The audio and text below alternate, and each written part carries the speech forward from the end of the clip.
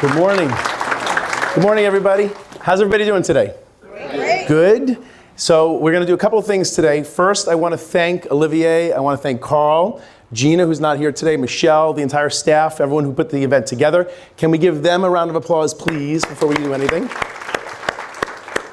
And the next thing we're going to do is we're going to have our rules of engagement. So we've got 2 rules today, and I'm going to ask everybody to call your attention to the screen. The first rule is full participation. This is not Mike speaking down to everybody or lecturing. This is 100% full participation.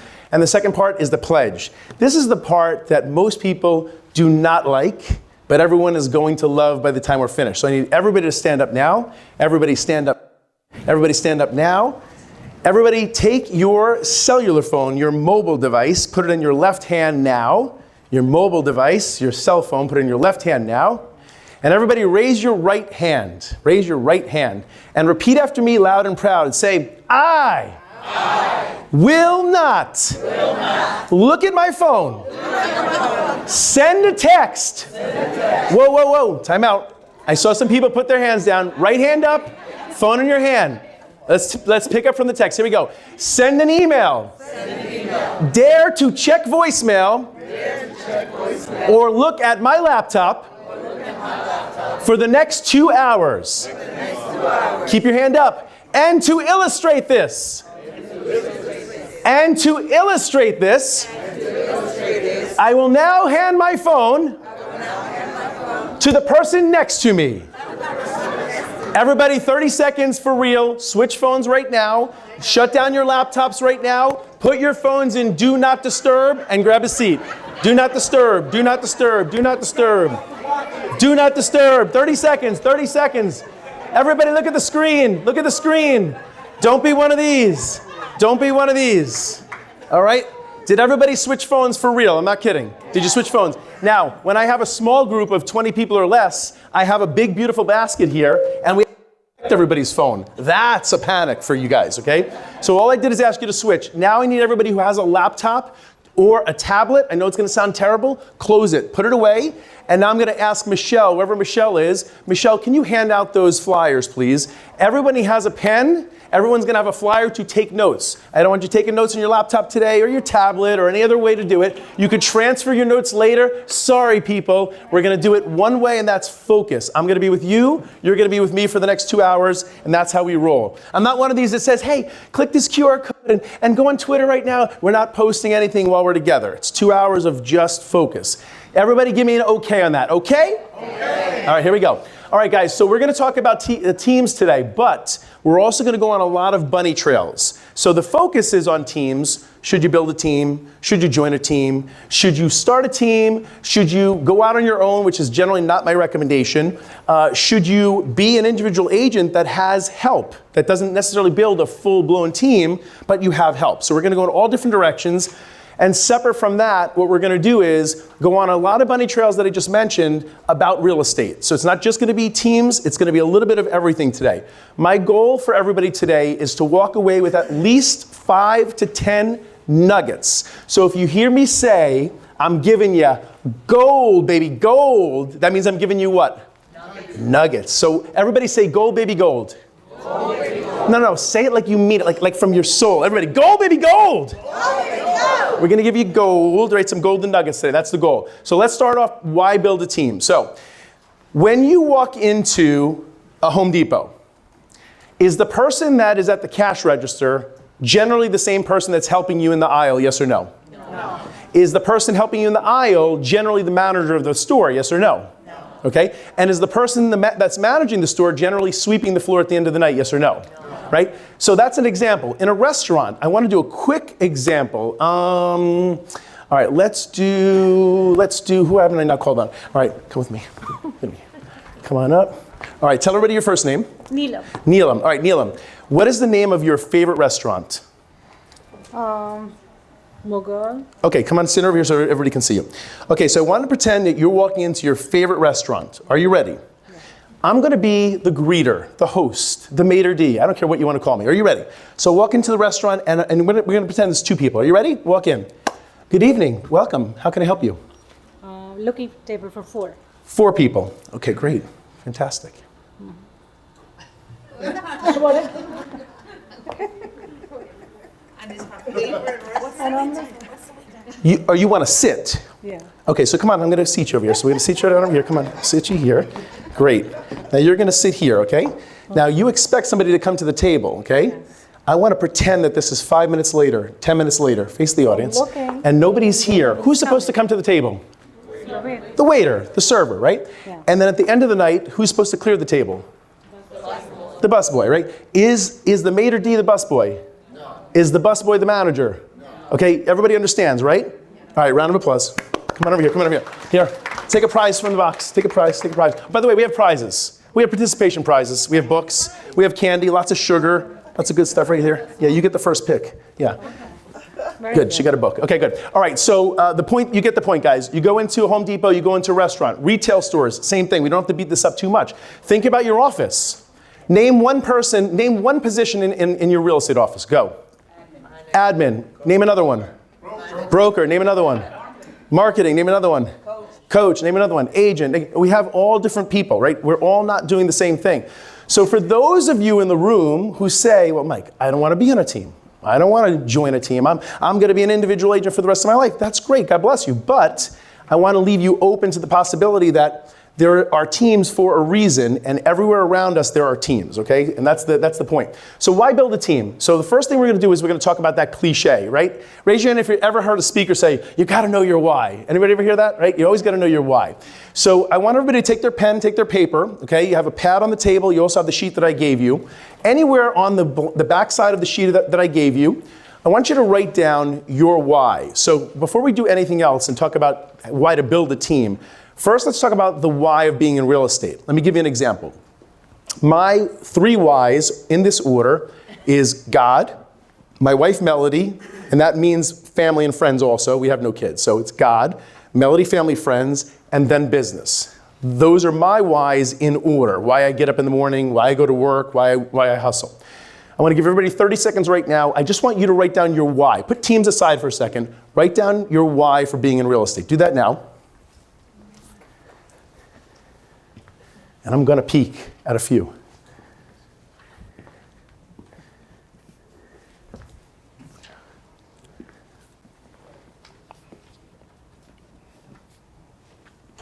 Why are you doing this? Why are you here? Why are you in real estate? Why do you get up and dress beautifully? By the way, this is a really good-looking group, and a very well-dressed group, by the way. All right. No, I don't. I really don't. This is a good group here. All right, somebody give me one why. Give me one of your whys. Financial freedom. Financial freedom, fantastic. Get some sugar. What do you got? Family. Family, good. What do you got? I put those 2. All right, good. I'm going to let you repeat. Let's have this side over here. Let's get a couple. Helping people. I'm going to throw down a Kit Kat coming at you. Nice catch. And? All right, help people there. All right, one more. Let's get one in the front. My why is to educate and promote the need for real estate in my community. Educate, promote the need for real estate in our community. Fantastic. So the point is we have to know why we're getting up, why we're doing what we're doing, right? Good? Carl? Wait, Carl's got one. One of my previous is I love it. Because you love it? Hold on a second. Let me see if I can keep this over here. All right, Carl, you ready, baby? Here, Olivier, this is for Carl. That's for Carl. All right, so your why. You have to know what your why is, and if you're building a team, you need to refine that why. If it's all those 3 things, fantastic, but you need to know the why. The next thing we do is figure out, within that why, what are the most important aspects. For me, it was all about time. I wanted to build a team for time. I felt like real estate was stealing my time. Raise your hand right now if you feel like real estate steals your time, your sanity, your health, your relationships, any combination of that, raise your hand. Sanity, did I say sanity? Okay. The bottom line is when you're doing this correctly and you build a team correctly, or you're part of a team correctly, you will get a lot of that time back if you're doing it right. The next reason is for the additional income. I did not build a team for the income. The income was the byproduct. The income came naturally, but the time was the first, the income was the second. You may say that these are some of the reasons why you join or start a team yourself. The next thing is because maybe the team leader has an abundance of leads. I remember when I was starting my first team, my wife's name is Melody, by the way. I started the team, and she was beside herself that I was starting the team because she's like, Mike, why are you going to give away your leads? Why are you giving away your business? And I said, Mel, it's not, I don't look at it as giving it away. I look at it as sharing, but then getting more time to spend with you. And maybe that's why she was asking me. Maybe she didn't want to spend that time. I'm not sure. Okay, anyway. Okay. The point is if you have an abundance of leads, a good, robust CRM, then that means that you're in a position to start a team. What does CRM stand for? CRM. Raise your hand if you want it. All right. Youssef. Client. All right, I'm going to go client. So client relationship management or client relationship manager. What is the CRM that you use right now? What CRM are you using? KV Core, right? And some of you might be using your own, but KV Core, okay? The point is when you have a good, robust CRM and you're putting a lot of leads into that, then it may be time to think about, expanding. All right, and then of course, economic arbitrage. Raise your hand if you know. You don't have to say what it is, but raise your hand if you know what economic arbitrage is. Raise your hand. Anybody economic arbitrage? Okay, so we got one hand, that's good. All right, we're gonna stay right there, we're gonna talk about it. So let's talk about economic arbitrage, and we're gonna spend a little bit, who's our first? Who's our first? Who is it? Who is it? Is that yours or your neighbor's? Whose is it? Which one? Is it this one? This one, which one? This one here? All right, that's the first phone to get. What's your name again? I won't say it. All right, I'm going to just borrow this one phone, and this phone's going in the prize basket.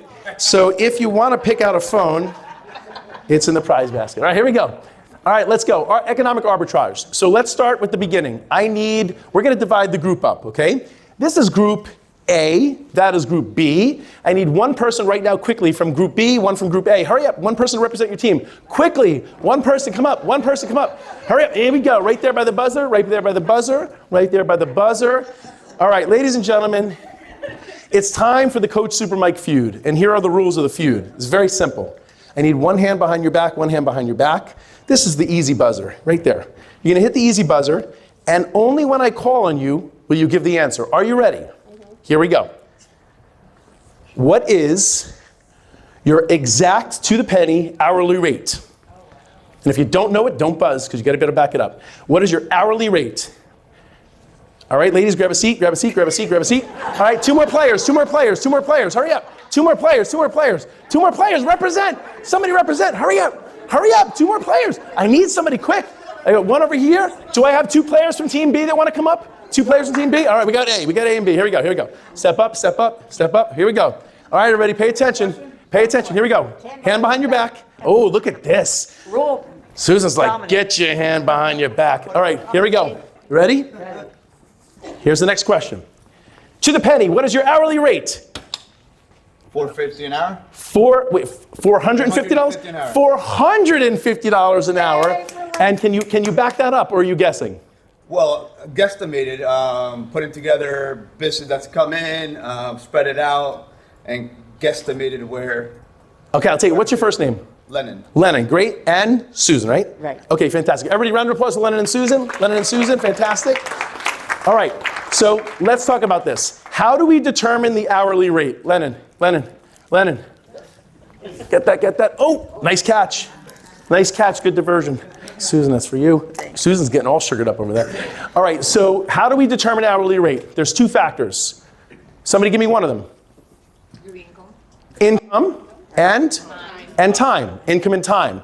I want everybody right now, take your pen and paper, and I want you to write down the hours that you work in a day. How many hours do you believe you work in a day? And while you're writing that down, I'm going to bring up one of you to volunteer. Is it Jacob? Yes, sir. Jacob, handsome Jacob, come on up. Everybody, round of applause for Jacob. All right, Jacob, come on over here. All right, and tell everybody, come on this side, and this way we can see you. Tell everybody, in the morning, and everybody, time out. Raise your hand if you did not write down the hours that you work in a day. Did everybody do that already? Got it? Okay, good. Jacob, what did you write down? How many hours? 8 hours a day at least. 8 hours a day at least. Fantastic. So I'm going to ask you a couple of questions, and I want everybody, as I ask Jacob these questions, To think about the question, think about your own answer, okay? Here we go. Jacob, when you wake up in the morning, and stretch. Everybody stretch, everybody stretch, everybody stretch. Stretch in the morning, wake up, Jacob, do it, stretch good, straight, get the back. Besides going to pee, Jacob, what's the first thing you do in the morning? Make my bed. Okay, before you make your bed, Jacob, is there something else that you might do before making the bed? Wake up. Wake up. Anybody else? Check your phone. Check your phone. Do you check your phone? No. Oh, I love this guy. Okay, fantastic. I love this guy. This is a good example. Okay, so what is the first activity you do in the morning? I make my bed, and then I'll meditate, and then I'll pray. I love it. After you do all that, what's the first, everybody listen to this, what's the first real estate activity you do, Jacob? Check my emails. Go nice and loud. Check emails. What time would you say you start checking your emails? Ballpark. 9 a.m. 9 a.m. Let's say 9. And what time do you generally go to bed? 10:30. 10:30. How many hours is that, ladies and gentlemen? 9 a.m. to 10:30. Just ballpark. Okay? Say 11 and a half, give or take. Now, when you are about to go to bed, when is the last time you check your phone? Text, voicemail, email, DMs, PMs, anything like that? 9:30. 9:30. So if we're really doing, let's say 9 to 9, that's 12 hours, ballpark. But I'm not saying you're working 9 hours. If we take that, rather if you're working 12 hours, I'm not gonna say you're working 12. How many hours do we really have to take off that are unproductive in between? Is it 4, is it 3? So are you really working 8 hours a day? Yes. Okay, so 8 hours a day, and how many weeks do you take off a year? How many weeks? Yeah. How many vacations do you go on? And think about this for yourself too, guys. This is all, you're thinking about this yourself as well. How many vacations do you go on in a year? 2. 2 vacations a year. All right, so everybody, round of applause for Jacob. Now we're gonna do some math. Thanks, Jacob. Jacob, take a piece of candy, okay? All right, so I want everybody to think about their own hours now. And I want you to write out this example. I want you to actually make your hours correct. So Jacob's hours are probably pretty accurate. Some people would say, well, I work 40 hours a week, or I work 35 hours a week. I want you to make it real. So if you're saying in your mind that you work 8 hours a day, and you're working 5 days a week or 6 days a week, stretch that 8 to a little bit more, because you're probably working a little bit more. So what everyone's gonna do right now is you're gonna write down your total income for 2022. Everybody write this down, your total income for 2022, whatever that number is. And you're not going to be able to do this right now because you don't have your calculator with you, because you're not using your phones. So this is the anticipation you're going to figure out later on during your break. And you're going to divide that by the number of hours you worked. Now, the average American works how many hours in a year? Somebody take a guess. How many hours a year does an average American work? 2,000. That's the answer. Okay, 2,000. 40 hours a week, 50 weeks a year, with 2 weeks off potentially. A lot of Americans only get 1 week off, but that's the general idea. Okay, so your hours could be 3,000 hours, 3,500 hours, 2,800 hours. You're going to determine that. You can do some quick multiplication on your paper, right? So the bottom line is let's talk about what economic arbitrage actually is. You're taking your hourly rate. You're looking at the hours, and now I'm going to give you the real example. You all know what economic arbitrage is, but I'm going to just break it down for you in this way. Let's say, for example, Youssef. Let's say you do the calculation, and you say, I'm worth, here, let's do something real quick, hang on. Let's do it this way. Let's say Youssef makes, I'm going to round this up and just say 150,000, okay? And let's say Youssef worked, let's say, 3,250 hours, okay? So I'm taking 150,000, 150, divided by 3,250, and I get $46.15, okay? The average real estate agent that's high producing makes somewhere between $75 and $100 an hour. A high producing agent. The killer agents can make into the hundreds, right? But a high producing agent, 75 to 100 is not bad when you're looking at something like this, okay? So what economic arbitrage is very simply is this. Let's say Youssef said, this is crazy. I'm doing all the roles as an individual agent. I'm doing everything by myself. And even if he's on a team, he might still be able to say this because maybe he's still doing a lot of the paperwork and the things that he shouldn't be doing, okay? If he hired out somebody, let's say an assistant, a personal assistant, at, let's say, $15 an hour, okay? If he's worth $46 an hour, and he hires somebody for $15 an hour, what's the balance? 81. Right? So I'm just going to round it and say $31, okay? $31 is the economic arbitrage. That means that if he hired somebody out, he can now focus on the important tasks. So I want everybody to do me a favor. On the sheet where it says economic arbitrage, there's some blank lines. I want you to write down a couple of notes here, okay? I want you to write down, what is an assistant worth? What is an assistant worth? And we're going to talk a little bit about this. But before we do that, I want you to also write down 3 core functions. Write down 3 core functions. It's not going to be on the screen. We're going to talk about this today. This is one of those bunny trails I was telling you about. So I believe that every real estate agent has 3 core functions. 3 things that they must do, and that means that somebody else or other people can be doing everything else. Somebody give me one of them. Raise your hand and tell me what is one core function, Susan. Prospect. Susan, you are collecting. You know what, Susan, I want you to take a book. Take a book. Take a book, or there's a cell phone in here. Yeah, I can take a phone, right? I'm gonna take a phone. I'm playing. Thank you. Okay. 3 core functions. So number 1, everybody write down prospecting. Prospecting. For sure, in order, that is number 1. What's number 2? Somebody raise your hand, tell me number 2. What's another core function that every realtor has to do? Okay, I'm going to say showings, but I'm not going to have you write that down. Give me another one. Who said negotiations? All right, everybody write down number 3 is negotiations. Good job, guys. That's the one most people do not get. Negotiations. What is number 2?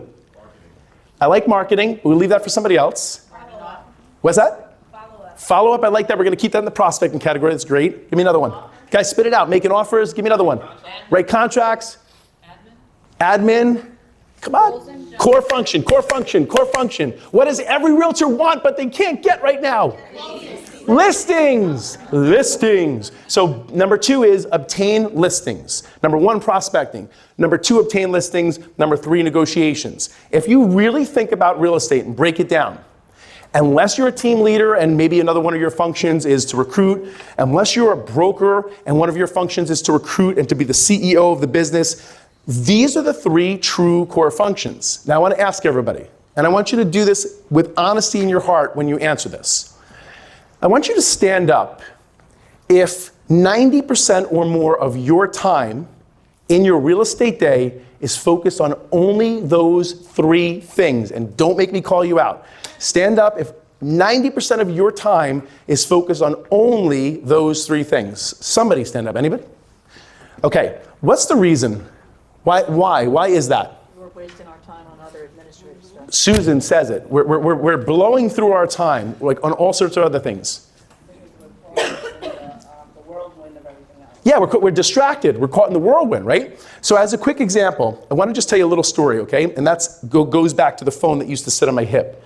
My phone does not ring, bing, ding, or sing unless my wife, my mother, or my sister are calling. Other than that, for the last 10 years, it does not make a noise. Why do you think that is? Distractions. Think about the number of distractions that we get. We are pulled in a million directions. Let me ask you this question. How many times a day, and this could even just mean looking up, how many times a day does the average American check their email? Spit it out. 500. 500, give me a number. 1,000. Come on, 1,000? Anybody? 80 times a day. 80 times a day. Is that absurd? I mean, what are we doing to ourselves? And this is me included. I used to do that as well, right? That's just emails. That's just the text. Forget it. That's abysmal. Listen. Raise your hand if you ever heard of the comedian Sebastian Maniscalco. Anybody? Okay. Sebastian's one of my favorite comedians. Later on, you can YouTube Sebastian. Yeah. The point is he does this really funny skit where he says, what's up with people on these cell phones today? He goes, when people used to have the home phones, the home phones that were connected with the wire that we used to pick up, that phone, right? He goes, nobody ever went up to the home phone and picked it up and said, is anybody calling? Is anybody there? But yet we take our phones constantly looking like we need it. It's like a drug, right? That's it, exactly, that dopamine drip. Like they knew what they were doing when they invented the cell phone. Back to the point at hand, okay? So when we are focusing on the 3 core functions, right? That's when our business goes from 100,000 a year to 200 to 300 to 400 to 500 and so on and so on. Question? Mike, can you differentiate listings over prospecting? Yes. So the act of prospecting, and everybody write this down. I'm giving you gold, baby, gold. Nobody, I'm sure, ever told you that you need to prospect, right? I'm playing with you. 2 hours of prospecting calls, 5 days a week. Everybody write it down. Everybody, pen and paper. 2 hours of prospecting calls, 5 days a week. 2 hours of prospecting calls, 5 days a week. I'm going to get to your question in just a second, but I want to get there. Watch this. Raise your hand if you can tell me that you had at least 1 week so far this year, 1 week straight, 5 days, 5 business days straight, where you prospected 2 hours a day straight, and you can prove it on your calendar right now and prove it if I let you use your phone right now. 2 hours a day, 5 days a week. Who's done it? Raise your hand. Raise your hand. I've got one person. What's your name? Sue. One person. That's the reason why we're not kicking ass, everybody. That's the reason. So anybody that's coming to the office, not here, not you guys, but realtors in general, when we're belly aching, there's no listings, there's no inventory, I don't know what to do, my market, my this, all the excuses, I go, show me your calendar. Show me your KV core. Show me that you made the notes. Show me what you're doing. And it's not possible, because if we're not putting in the time, the prospecting, it doesn't make sense. So to answer your question, the act of prospecting is the 2 hours of calls Monday through Friday, regardless of what business you're in. And the act of obtaining listings is going on the appointments and closing the deal. So actually obtaining the listing. I call it extracting the listing. Everybody write down extraction. What does it mean to extract? Anybody? What does it mean to extract? Obtain, give it to me more hardcore. Take. You got to walk in and take that listing. I walk into a listing appointment, so when I talk about number 2 as far as my core functions, I'm not there to walk around and make friends. That's all part of the big picture. I'm there to get that listing. That listing belongs to me. It's my time to list the property. They may not know it yet, but that's what I'm there to do, right? Quick side note, my wife and I forgot to do a quick little intro, so let me put a timeout here for a second and do a little intro, because I didn't do that. I spent 20 years as a real estate agent, 2 years with Weichert, like that, I have a little Weichert, I have a little yellow blood left in me, 18 years with RE/MAX, built a very successful team, thank God. The first half of my career, I always tell all of my clients, was mediocre at best, so the first 10 years was just mediocre. Somebody tell me, what does the word mediocre mean? What does it mean? Who here wants to be mediocre? Everybody chant with me. Mediocre. No. So mediocre at best, it was pretty abysmal. And then the second half of my career went up like a rocket ship, stayed on an upward trajectory and never came down, thank God. The point though is when I was doing the business, I realized that I needed to build the team. So I built a successful team.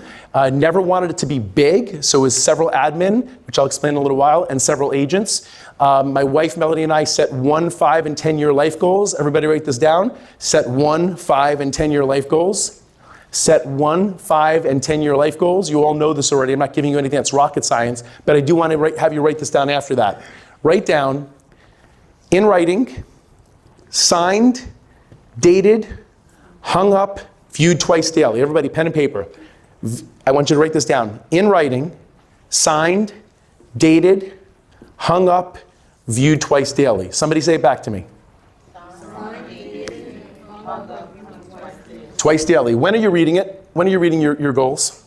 When? Morning and night, right? What happens at night? Why right before bed? What's working? Your subconscious, right? Your subconscious is processing, it's giving you back what you want. It's helping you to get there, right? So the point is we set 1, 5, and 10-year life goals. One of our life goals was to retire by age 40 and sell the real estate team. I didn't have a brokerage. I didn't own a business. I didn't own a building. I had a team. So we were able to do that successfully. We missed it by about 1.5 years. So at age 41 and a half, I retired successfully from real estate and sold my team. We'll talk about that in a little while. And the second life goal that we set to go along with that was to live on an island. So my wife and I now live on the island of Curacao, which is next to Aruba, and we do that half of the year. So 6 months in that beautiful 82 to 86 degree weather, and then half the year on the beach in Long Branch. I say none of this to brag, to pat myself on the back, to say Mike is great. It's none of that. I'm trying to get in your heads. My goal is to get in your head. So let me ask you a question. Give me a life goal that you'd like to accomplish. What's your first name? Sandra, Sandra, one life goal that you'd like to accomplish 10 years from now. Just give me one. to buy a property in Europe. Ooh, where in Europe? Italy would be my first choice. Spain and Portugal. Okay, So, By 3. okay, I like this. I'm going to give you a piece of candy, and I'm going to have you write out a goal right now. And I want you to do your own goal right now as we're doing Sandra's. Okay, here we go. You ready? So, by what year do we want to do this? I would say 10. Okay, so we're going to say by December 31st. Write this down, and everybody write this down on your own, and you'll fill in your own blanks later on. Okay? By December 31st, 2033, I will have in my possession. And then can we make it one house for now, or you want to put it in 3? I would start off with 1. 1. Okay, I will have in my possession 1 home. And where? Pick one country right now. I got it. Which one? Italy. Perfect, Italy. Now, specifically where in Italy? Montalcino. Ooh, Montalcino, fantastic. All right, in Montalcino, right? And then you're going to fill the rest of it in later on your own, guys. You'll say, I will have this as a result of my hard work, as a result of 2 hours of prospecting Monday through Friday, as a result of building my team, expanding my team. However you're going to do it, you're going to finish that, and then you're going to read that to yourself twice daily, right? So this is all goes into how we're going to do this. All right, so back to finishing the intro. So I spent 10 years as a public servant. I was the youngest elected official in the country when I was 18, got elected to the Board of Ed, became deputy mayor at 23, mayor at 25, and that's all kind of spurred my real estate career. It all helped, like all that meeting and greeting was part of it. All right, let's keep moving. So on your sheet, guys, you follow along and take your notes. So when should you build your team? I have a basic barometer of when I believe people should build a team if they're deciding to build a team, okay? The first is 12 to 20 sales. So let's talk about this. And really it's 12 to 24. I think that when you're at the point that you have 1 home per month sold consistently, it's time to think about an assistant. Even if you're on a team right now. Okay, if you're on a team right now, it's still a good idea to consider an assistant. Once you're at 20 or 24 homes, for sure, you should have an assistant. Raise your hand in this room if you have an assistant. Raise your hand in this room if you have an assistant. Raise your hand high. High, I want to see them. Okay, got a handful, fantastic. Put your hands down. Raise your hand in this room if you are an assistant. Fantastic. All right, good. Raise my hand on my own. Yeah, well, we're trying to get you out of that, though. We're trying to get you out of that business. Okay, so let me rewind and just kind of go on a bunny trail, tell you a little story. So I like to think I invented the role of personal assistant, true personal assistant. I didn't invent the title, but the way in which that I did this. I hired a woman named Pam. Pam was not my right hand, my right arm. Pam was with me for 14 years, okay? Pam, when I sold my business, I sold my team, went with the new team. That day was one of the worst days of my life because I realized I have to call into my voicemail, and I've got to check my own texts and check my own emails. I've got to go back to the old way of doing things, right? It was not fun. It was not pretty. But Pam was my true personal assistant. So most people think of an assistant in real estate as somebody who's just assisting you for real estate tasks. What would differentiate between a real estate assistant and a personal assistant? Just give me one thing. They help you with your personal, Give me an example. picking the kids up from practice. Picking the kids up. Give me another one. Anybody? Doctor's appointments, groceries. Pay your bills, right? Work your budget, all that good stuff, right? There's all of those different things, okay? So the bottom line is Pam was with me every day in my dining room, because I work from home primarily. She was in my dining room while I was in my office. So I was working on something, I would say, Pam, I need you to do this. She'd say, got it, Mike, I'm on it, right? If we were on our way to a listing appointment, where was Pam? Passenger seat. What was Pam doing in the passenger seat? Texting, returning messages. I was dictating emails to her, right? When we got to the listing appointment, what was Pam doing? Taking notes. When we were done and I'm sitting down doing the listing presentation, what's Pam doing? When I'm sitting there and I'm in front of the sellers, what's Pam doing? Writing up the contract? She's doing all the other work. So I like the writing up the contract. That was already written before we got there, but I like that. The bottom line is she's sitting there getting all of her other work done, right? And then when I need her, Pam, I need you to help me with room measurements. Pam, I need you to help do this, whatever it is, right? So when we think about an assistant, I want you to think about it in a different way. I always love to tell this silly story, but it was very meaningful to me even until today. You drive your car, right? You put your elbow down on that thing. I don't know what that thing is, that console. You know what I'm talking about, right? Well, I put my elbow down so much on my console in my Jeep Grand Cherokee that it developed a little crack in that vinyl, right? And in the summertime, when I was wearing, a short sleeve shirt, What happened?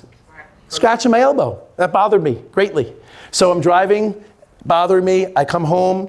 Pam and I are in the house. She's in the dining room. I say, Pam, I need you to go to Pep Boys, get a kit. Let's get that thing fixed. I don't know what happened. Boom.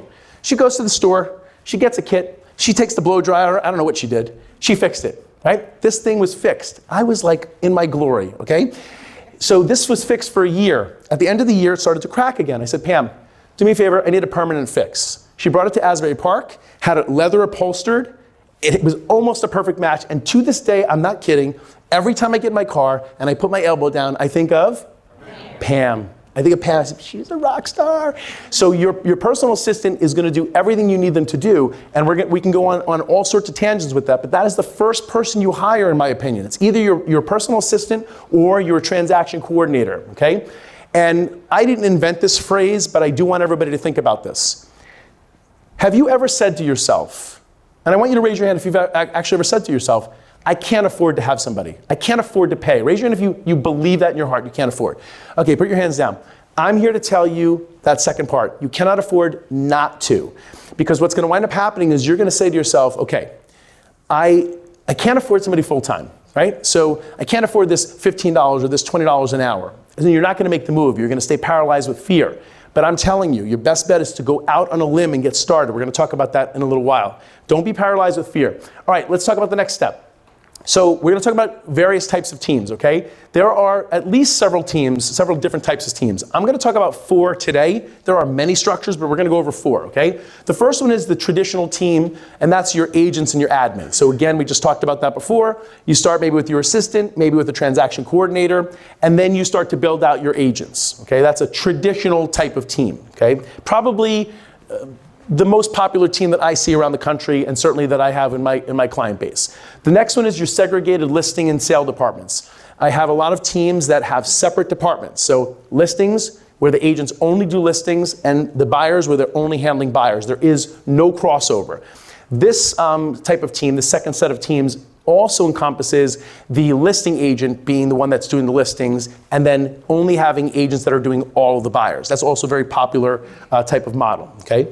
And by the way, everything that we're talking about when we're discussing teams today, this is for you if you're deciding to build a team, whether you're on a team, maybe there's just a different spin, a different twist that we can put on the team model today. The next one is the solo. And now this is going to sound funny. Well, what do you mean, Mike? How is there a team that's solo, right? Raise your hand if you are a control freak. Raise your hand. Everybody look around. Come on, guys, be honest. If every one of you are raising your hand, you're lying, right? Come on. So we're real estate agents, we're control freaks, right? So the solo agent model, and I have a few of my agent clients that are in this category. This is built because they want to control everything, right? But yet we've allowed them to let go of some of the reins. So the solo agent has a staff. As an example, team leader has 4 assistants. They're all licensed, so they're all technically agents, but they call them assistants, right, or client care coordinators. They still do all the roles as a real estate agent, but it's designed in such a way that they're not promoting a big giant team. It's still promoting one individual agent, okay? So some of you might fall into that model. And then the last one is a combination of the solo with the assistant and then showing assistants. Now that's a little bit different too. Let me tell you why. What's a showing assistant? Somebody tell me, what is a showing assistant? They show homes. What else do they do? They could schedule the appointments. Maybe put on lock boxes. Primarily showing. What else?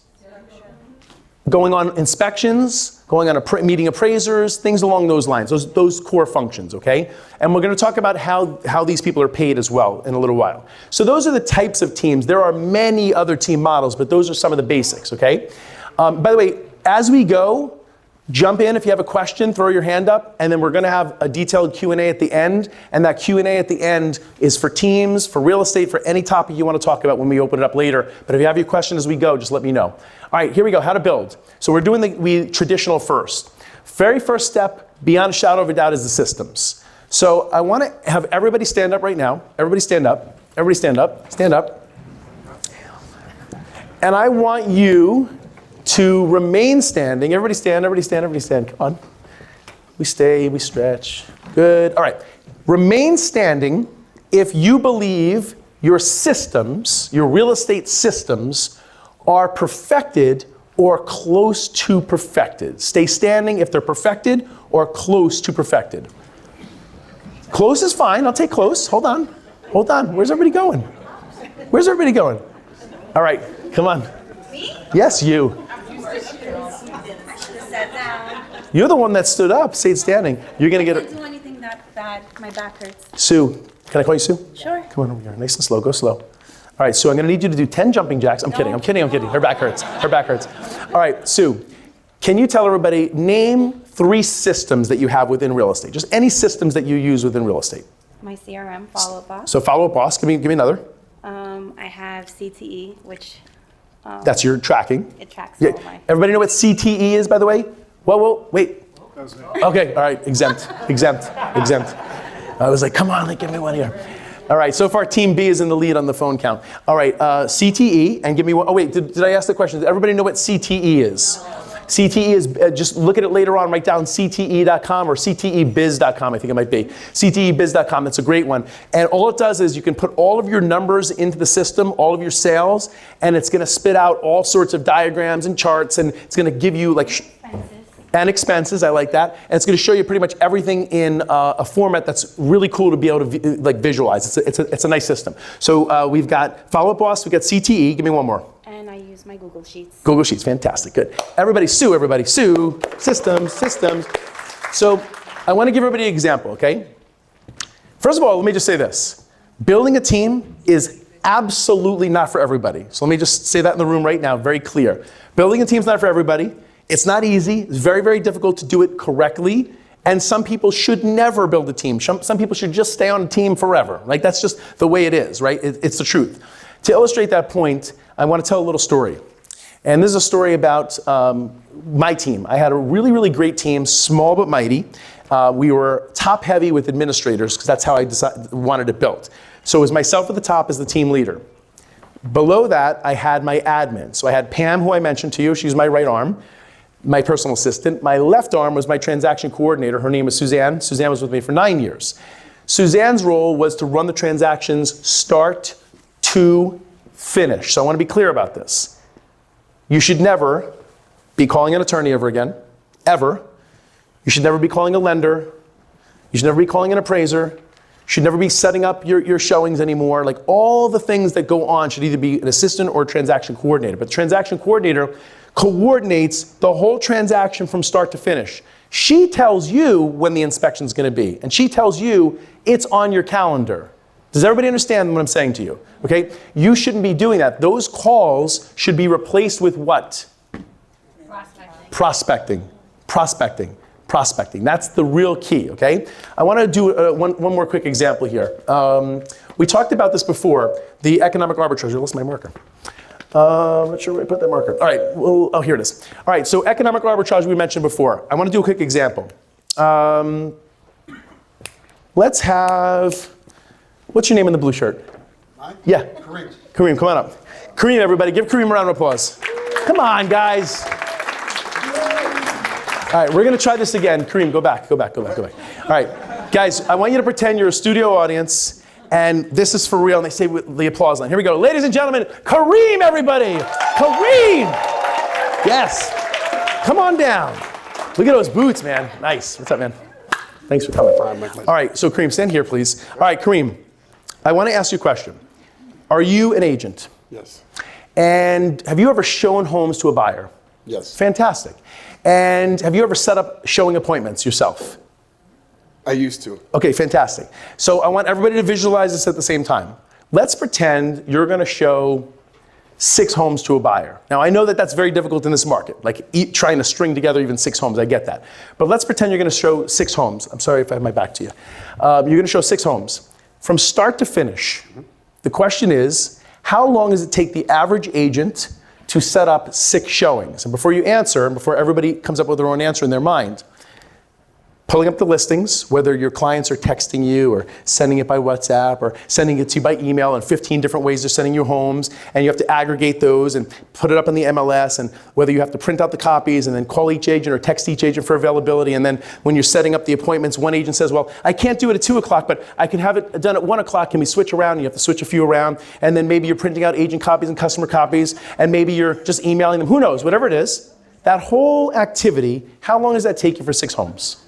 Probably about an hour and a half, 2 Okay, hours. so the average agent would say about 1 hour. Some agents say half hour, some agents say an hour and a half, about 1 hour, okay? So now I'm gonna ask you to grab this marker, and I'm gonna have you help me at the board there, and we're gonna go through an activity.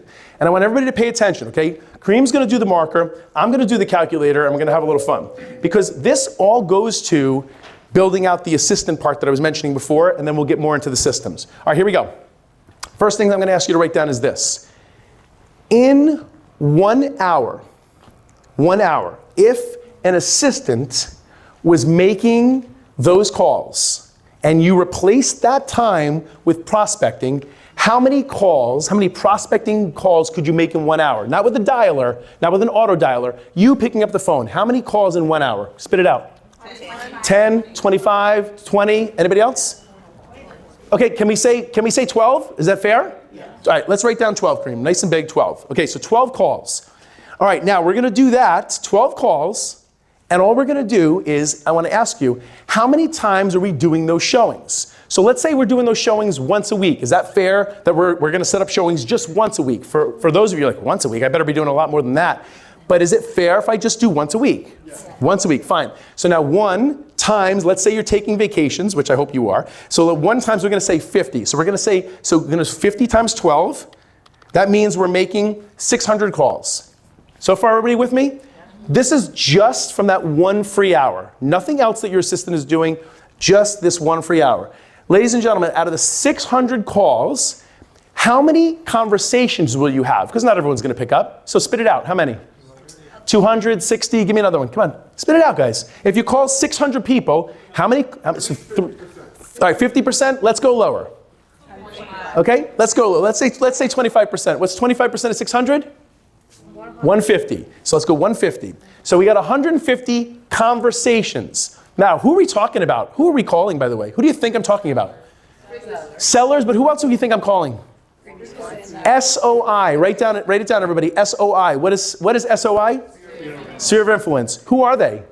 Who are they? Friends, family, neighbors, past clients, every human you know. Everybody write this down. Your SOI equals 300 to 500. 300 to 500 minimum. 300 to 500 minimum. I'm giving you gold, I promise you, okay? 95% of agents in America do not have a sphere of influence with names, addresses, phone numbers, and emails for 300 to 500 people. Did you hear what I just said? Yeah. 95% of agents do not have names, addresses, phone numbers, and emails, sphere of influence, for 300 to 500 people in a database. They don't. By the way, when we talk about this, everybody write this down. I know I'm keeping you a little while, Kareem.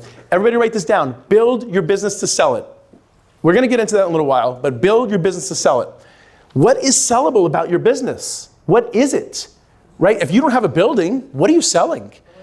You better be able to prove those relationships. That CRM, that houses, that SOI, that's where your proof is. Those calls, those notes that you're taking, that's your proof. All right, back to the point. So we have 150 conversations with people in our SOI. Maybe you threw in some expireds, maybe you threw in some FSBOs, maybe, but really our 2 hours a day are focused on SOI.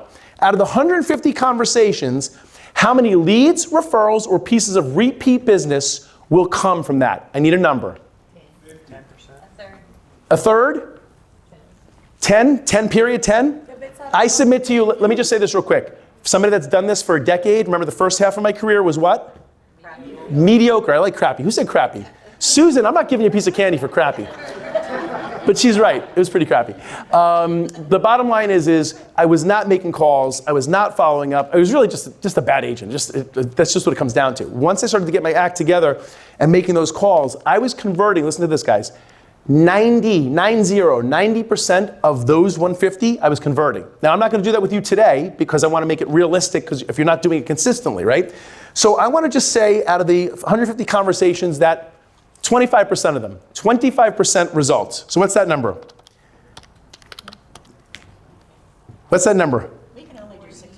You ready? We can only do 6. All right, we're not gonna have that conversation. All right, 150 times, let's go here, point. All right, 37 and a half. So write down 37 and a half. 37 and a half referrals. What's your average commission that you take home? Spit out a number. 10,000, anybody else? Are we using 10,000? Fine, we'll use 10,000. You see where this is going, right guys? 370, wait, no, we're gonna go, let me do the decimal too. 37.5 times 10, all right? So we're gonna go, just let's make it 375. So $375,000, okay? So Kareem, thank you so much for writing. Everybody, round of applause for Kareem, everybody. You're the man. Thanks, man. Thanks, man. All right, so here's the point. And I'm gonna embarrass some people, and that's okay. Raise your hand in this room if you're making $375,000 or more. Raise your hand. And keep your hands high. Keep your hands high and look around. Everybody look around. Everybody look around. Keep your hands high. You can applaud for that. Why not? I submit to you that everybody in this room has the ability to make $250,000 for sure, with ease, if you're consistent. $250,000 with ease if you're consistent, okay? Back to the story. I know I'm bouncing all over the place. I was telling you a story about my team, okay? So I built a team, myself at the top. I had Pam, Suzanne, my transaction coordinator. I had Joe, my team technician. Joe's job was to go out and do photos, signs, lockboxes, and videos. Photos, lockboxes, signs and videos. He did those 4 functions for each listing, right? And then we had our agents. That was our team model. 3 or 4 agents at any given time at the max. That was our model. One of our agents who I recruited, I'm going to call him Tom, so I leave him nameless, okay? Tom joined my team. He was with Better Homes and Gardens for the first 6 months of his career. He was a brand new agent. And in that 6-month period, he sold 1 house and did 6 rentals. Not terrible. I mean, he's just getting started. He joined the team. His first year, he did 24 sales. Second year, he did 36. And then third year, he did 55 sales. He was making, as a team agent, $255,000 in that final year. So naturally, his head is blowing up. It's getting pretty big, and I have to help him carry it out the door and everything else. So what do you think that Tom decided to do? Go build a team. I can do it. It looks great. Mike did it. It looks super. It's fantastic. So I'm going to go and build the team, right? Because everyone can just go build the team, apparently. So he went out, left the company, went to a new company. I let him go to spread his wings. I wanted him to succeed. And it was an abysmal failure. Not because he left me, but because he didn't have what? Systems. Now, he couldn't take mine because those were proprietary, right? I created those, so he couldn't just take those and repeat those. So the point is he didn't have systems in place. So any of you that are thinking about building a team, please don't make the mistake. Have your act together. Have all of your systems in place. And when we say systems, Sue gave us 3 of her systems. Another system is this.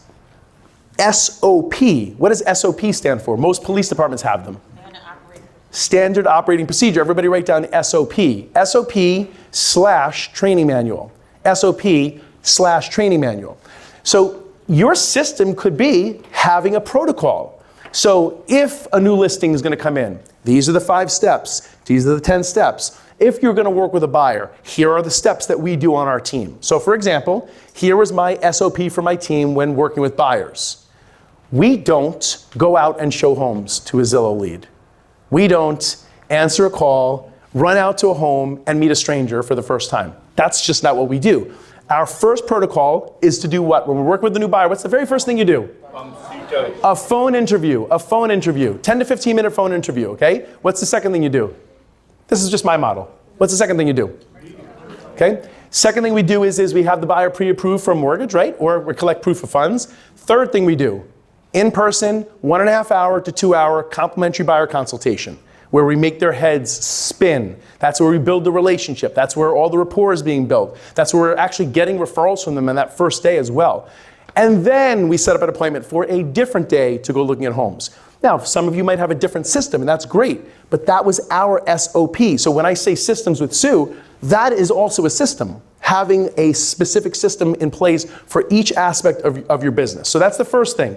Before you even think about going crazy, have your systems perfected. Before we move on, let's pretend you were going to go into retail and work a retail job. And you started on day 1 in that retail job. And when you walked in, they didn't tell you what to do. They didn't tell you where to go. There was no training. There was no onboarding process. What would you think of that retail establishment? Unorganized. My wife worked on Oral Weapons Station for 13 years before she retired, and she was in daycare. And she left there at one point to go to another place that recruited her. She showed up on the first day. She came home for lunch and never went back. And that's not my wife. She would never do something like that. But she was so beside herself.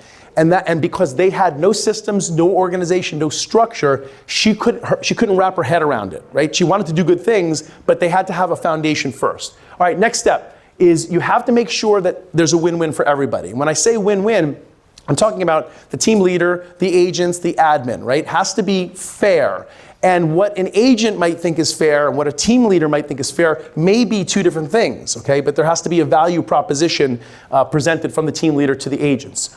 Okay, next thing, and this is so important, okay? Raise your hand if you have a written household and a written business budget that you view daily. Sue, raise your hand. I'm kidding. Business budget and household budget that you view daily. Raise your hand. Everybody look around. What is your name? Tabby. So do you have that in Excel? What format do you use? I put it in Excel and then I printed it out and I carried it around with me. Beautiful. I love you. I love her. Just started. You're my hero. Okay, so here's the point, guys. There's a reason why there's only a 13% success rate in real estate, and that number fluctuates annually, okay? 13% success rate for real estate agents after 6 months to a year in the business, right? It's because they don't have a budget. So I would implore you, take your notes section, wherever you're writing down notes today, you can put it right on this section of the sheet if you want to. Everybody write down, within 30 days, write this down, guys, pen and paper, I want to see everybody writing. I promise you I'm giving you gold. Within 30 days, I will create a written household and business budget. A written household and business budget. They should be two separate budgets, okay? You could have one Excel doc with 2 tabs if you want to, but they should be separate, okay? Somebody tell me, what's the reason for a budget? There are many. Give me one. Tracking. Give me another one. Guide you. Give me another one. Rainy days, I like that, so you can do a little saving. Give me another one. For me, it's to relieve stress. Perfect, so you know. I'm gonna give you a statistic, and it's stunning to me, okay? During that consultation, that complimentary buyer consultation that we would do, and during our listing presentations, by the way, how long was the complimentary buyer consultation? 2 hours. Hour and a half to 2 hours. During that hour and a half to 2 hours, one of the things we're teaching clients to do is to budget. We actually show them how to budget. Do you think any other realtors are showing their clients how to budget? No, because they don't have a budget. How can you teach that if you don't have your own budget? I suppose you could, but it would be a little hypocritical, right? So the point is it's important to have that budget. The other reason that you're using that budget is to cut. But let me give you the statistic I was mentioning. As I'm sitting down with clients, team members, even coaching clients today, on average, they are off by roughly $3,000 to $5,000 in what they believe they're spending in expenses. Listen again. They are off by 3. Say again? Per month. So I'll say to you, so for example, I'll say, okay, what do you spend per month? They'll go, I say to run your life, business, finance, everything, personal. They go, $8,500. I'm like, not even close. Because I know them already. I know what's going on. I'm like, you're not even close. You're out of the ballpark. Once we put their budget together and that thing's looking like 11 or 12,000, they are, what are their emotions when they see that? Shocked. What else? Give me more, guys. Depressed. What else? They're pissed. They're like, where's it all going, right? Like it doesn't make any sense. So what we do with our clients and what I do with our own household budget and our business budget is we cut 10% annually when possible. Where can you cut? Give me an example in your own life. Where can you cut right now if you wanted to? Eating out. Where else? Shopping services. Raise your hand if Amazon comes to your house once or twice a week. Raise your hand, okay? Anybody seeing less UPS vehicles and more Amazon vehicles lately? I have a prediction I told everybody a couple years ago that Amazon's going to be so big that not only will the delivery service be superior, they will become the deliverers of all packages, and UPS will be out of business in 5 years. It's my prediction. You heard it here. And also, by the way, sad to say for some of you, Target will also be out of business in 5 years. That's just my own opinion. Here we go. Back to the point. I'm sorry. Walmart remains because they're the price leader, whether you like it or not. I don't know. All right, back to the point. So at the end of the day, guys, we have to really understand when we're looking at the budget, the whole purpose is to cut the budget. The other thing I want you to write down, and this might sound surprising, especially if you are a team leader, I want you to write this down. Take profits often. Everybody write this down, pen and paper. Take profits often and siphon from the business. Siphon from the business. What does siphon mean? What's siphon mean? Give me more. When you siphon gas, like you're taking gas. Yeah, you're taking it, you're pulling it, right? Now, what's the common advice? What's the common advice, guys, about what you should do with the profits? Put it all back in. Put it back into the business. I completely disagree. I'm unconventional in that. I say, take those profits, pull them, and then do what with them? Invest.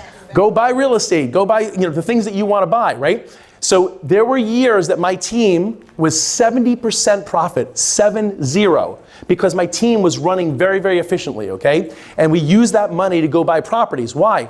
Because we figured out we don't need to any longer spend $7,500 a month on Zillow or whatever those things were, because we fine-tuned our marketing and got our approach down, so fine-tuned that we didn't need to spend flagrantly anymore. So your budgeting is key. The other thing is what is this section part, this pro forma? Somebody tell me, what is a pro forma? Anybody, pro forma? Anybody sell commercial? When it says pro forma, what's it mean?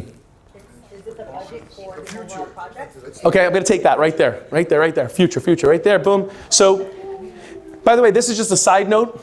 For those of you who are ever looking to buy commercial property, you never buy on pro forma. In case you didn't know that, when an agent or a commercial broker says, this is the pro forma for the next 3 years, you never buy it based on what it could do. You buy it based on what it is doing.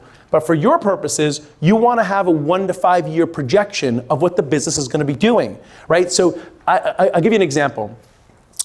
Years ago, raise your hand if you ever heard of Boomtown. Boomtown? Okay. So Boomtown was one of the first big CRMs, right? That was our first, probably maybe 12, 13 years ago, whenever it was.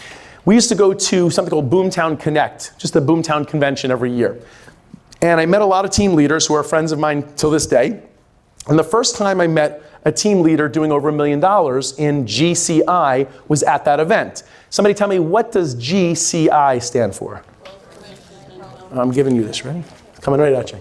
Here it comes, nice catch. All right, so they were doing $1 million in GCI. And at that time, I was probably doing 250 or 300, something like that, which was still phenomenal. But I was so enamored. I said, oh man, tell me more. And tell me, she was, oh, listen, I'll meet you in the lobby and I'll tell you a little bit more. So we met the next morning in the lobby. We sat down on the couch. She starts telling me all about her team and how many agents and how many staff members and this and this and this and this.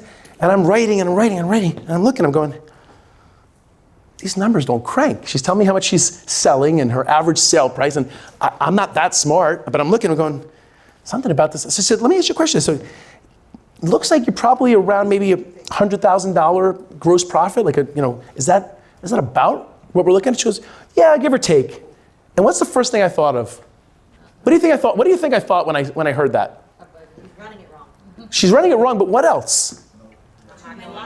No control. I could do this on my own. If I just stayed solo, I could do that, right? Why build a team and have to babysit and go through all the drama? I could do that on my own. Part of it is because the projections weren't done correctly. You can't expand and have 10 agents on a team and 20 agents on a team just to make it look, glamorous. Don't start a team for glamour, please. Don't start a team for the aura and for what it looks like. Start a team because you're doing it correctly. So that's the pro forma part. Now, we talked about this before, so we don't have to beat it up too much. First step is your admin, your transaction coordinator. You could do both. I would recommend for those of you who are a little nervous about starting off having to pay somebody, start off with 20 hours a week. 20 hours a week, it's not that crazy, I promise you. 20 hours a week, but remember, when you hire that person, it's imperative that you tell them it's 20 hours a week today, but very quickly it will go to 40 hours. Why? Because I will make you this promise. Once you have this staff member on board, you're gonna love it. and you are going to want them to do everything, and you're going to say, come on, let's go as quickly as you can. And the next thing that's going to happen is that fear of the budget and the finances will go out the window because of their production. And then there's 20 more steps in this process. I'm giving you the nutshell version.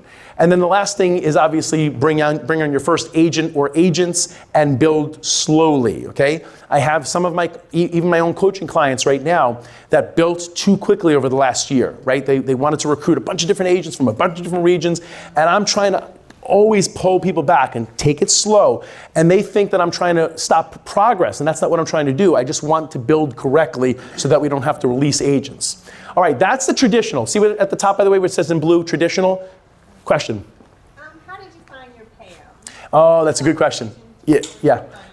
Back then, the question is, how did I find my Pam, my rock star, okay? By the way, back then, there was no Indeed, okay? There was no Indeed. So I was using Craigslist. There was no social media, by the way. It was Craigslist. It was my CRM, so I was going into my database. I was calling all my past clients to see if anybody that they knew wanted a job, or if they themselves wanted a job.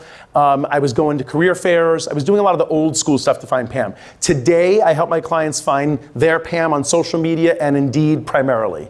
And it's not that difficult. Now, for you, when I'm saying $15 an hour, some of you might roll your eye. 15? Who are you going to get for $15 an hour? And some of you might say that's too much.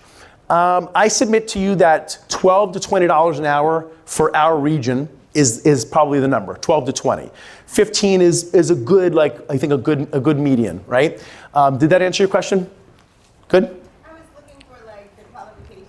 Oh, okay. Using her. Yeah, so now that was a little bit different. So for example, when I hired Pam, we had a spec sheet, okay? We had a core function list of things that we were looking for, right? Quality, traits, characteristics, experience, we had a list. Some of the very, very basic things that I wanted, and this is really important, 70 to 80 words a minute typed with limited errors, right? That might not sound like a big deal, but you need somebody that types quickly, okay? Even though a lot of assistants these days are speaking things anyway, but quick type, somebody that's attentive. Pam was a flight attendant, so she had exactly what we were looking for. She had that feistiness of that flight attendant, but also the nice. Like they can tell you, hey, sit down, put your seatbelt on, but they could also be sweet. And we liked that about Pam because she knew how to handle clients delicately, but also she could put up the barrier when a client was trying to cross the line. So those are some of the characteristics that we were looking for, okay? All right, so now we're gonna talk about, so that at the top, like I mentioned, top right-hand corner, traditional. Now we're gonna talk about the next. And so this is, again, not as popular of a team model, but this is how we build the solo. And so it's very simple. The first is, again, systems. Back to the same thing, we don't have to repeat it, systems in place. And the second part is to really perfect your calendar. So the way I've done this with my solo agents is this. I've got an agent at the top, and they're choosing to hire a group of assistants. So all we're simply doing is taking my client's calendar and making a perfect day schedule. So we're saying, okay, what would we like our day to look like? Even though we know things change often, right? Things will absolutely change. Things are gonna get shifted in between your day. It's gonna happen unequivocally. But if we created a perfect day, what would it look like? So we say, okay, 8 to 10 a.m., well, let's say 7:30 to 8:30 expired prospecting. And then we go, 8:30 to 10:30, sphere of influence prospecting. And then, so on and so on and so on. We build in lunch, we build in showing time, we build in listing time. All those different structures are there. And then what we're doing is we're simply placing each of these people into those roles. So we're just saying, okay, we need that. That's how we know how many hours we're going to need for this person. And by the way, these people that are handling these roles can be paid hourly. They can be paid in commissions. They can be paid in a combination of both. We're going to talk about that in a little while, okay? But really, it's just having your systems and having a really great calendar. Raise your hand if you use Google Calendar. Raise your hand. Good. Raise your hand if you use Google Calendar and you're utilizing it where you're actually accomplishing 95% on your calendar every day, including your to-dos. That's about right. Okay. So the point is a lot of times we take what's on our calendar and we don't accomplish it for that day, so we shift it to the next day. If it's not an appointment, it's a to-do, let's say, we just shift, we shift. Raise your hand and be honest if you have the word prospecting on your calendar at all. Prospecting on your calendar? Raise your hand if 50% of the time or more you ignore it and don't prospect. Raise your hand, right? Like that's a problem, okay? So when we talk about this model is going to allow you now to actually do the prospecting. So when I had Pam as an example, Pam would make sure that I prospected. How did she do that? She gave me the list. She told me who I was calling. She was at the CRM, open. She had the phone dialed. She handed me the phone. I had my headset. She was taking the notes. She had her headset. She was listening in. She's taking the notes. She's scheduling the next call. She's getting the next one ready to go. She hands me the phone. We go on and on and on. That's what we did. That's what we did. Now I've got Pam, which means I've got an accountability partner. I've got somebody that's sitting there knowing that I'm making calls. Can any of you tell me when, first of all, does anybody prospect on a pretty regular basis? Who does that? Who prospects pretty regularly? Michelle? Yeah. And okay, good. So when you, for those of you who do prospect, do you have a mode that you go into? Do you use an earpiece, a headset? Do you, like I have one of my clients, I call him Shades. He actually wears glasses on his forehead, on his head, and when he's making the calls, he puts them down. And he goes in, he's like a different persona. Anybody ever think that way? You do that? I call it showtime. Everybody do this. Everybody write this down. Write down showtime, showtime, showtime. This is just a little sidebar. I told you we're going down bunny trails. And now everybody do me a favor. Take your hands like this. Ready? Everybody hands in front, put your pens down. Everybody do this, do this, do this. Ready? Showtime. No. Mean it. Louder. Showtime. I would do that to myself like a moron before every listing presentation in the car. Showtime. And the clients are looking at me like, do we want to let this guy in the house, right? So you want to be in showtime mode when you're doing that prospecting. So the point is, when I had Pam, it was another level of prospecting. Why? Why do you think I was like in like beast mode with prospecting? Don't overthink it. Why? Because you only had one job. Yeah, I had one job, but why else? You made it fun. I made it fun, but come on.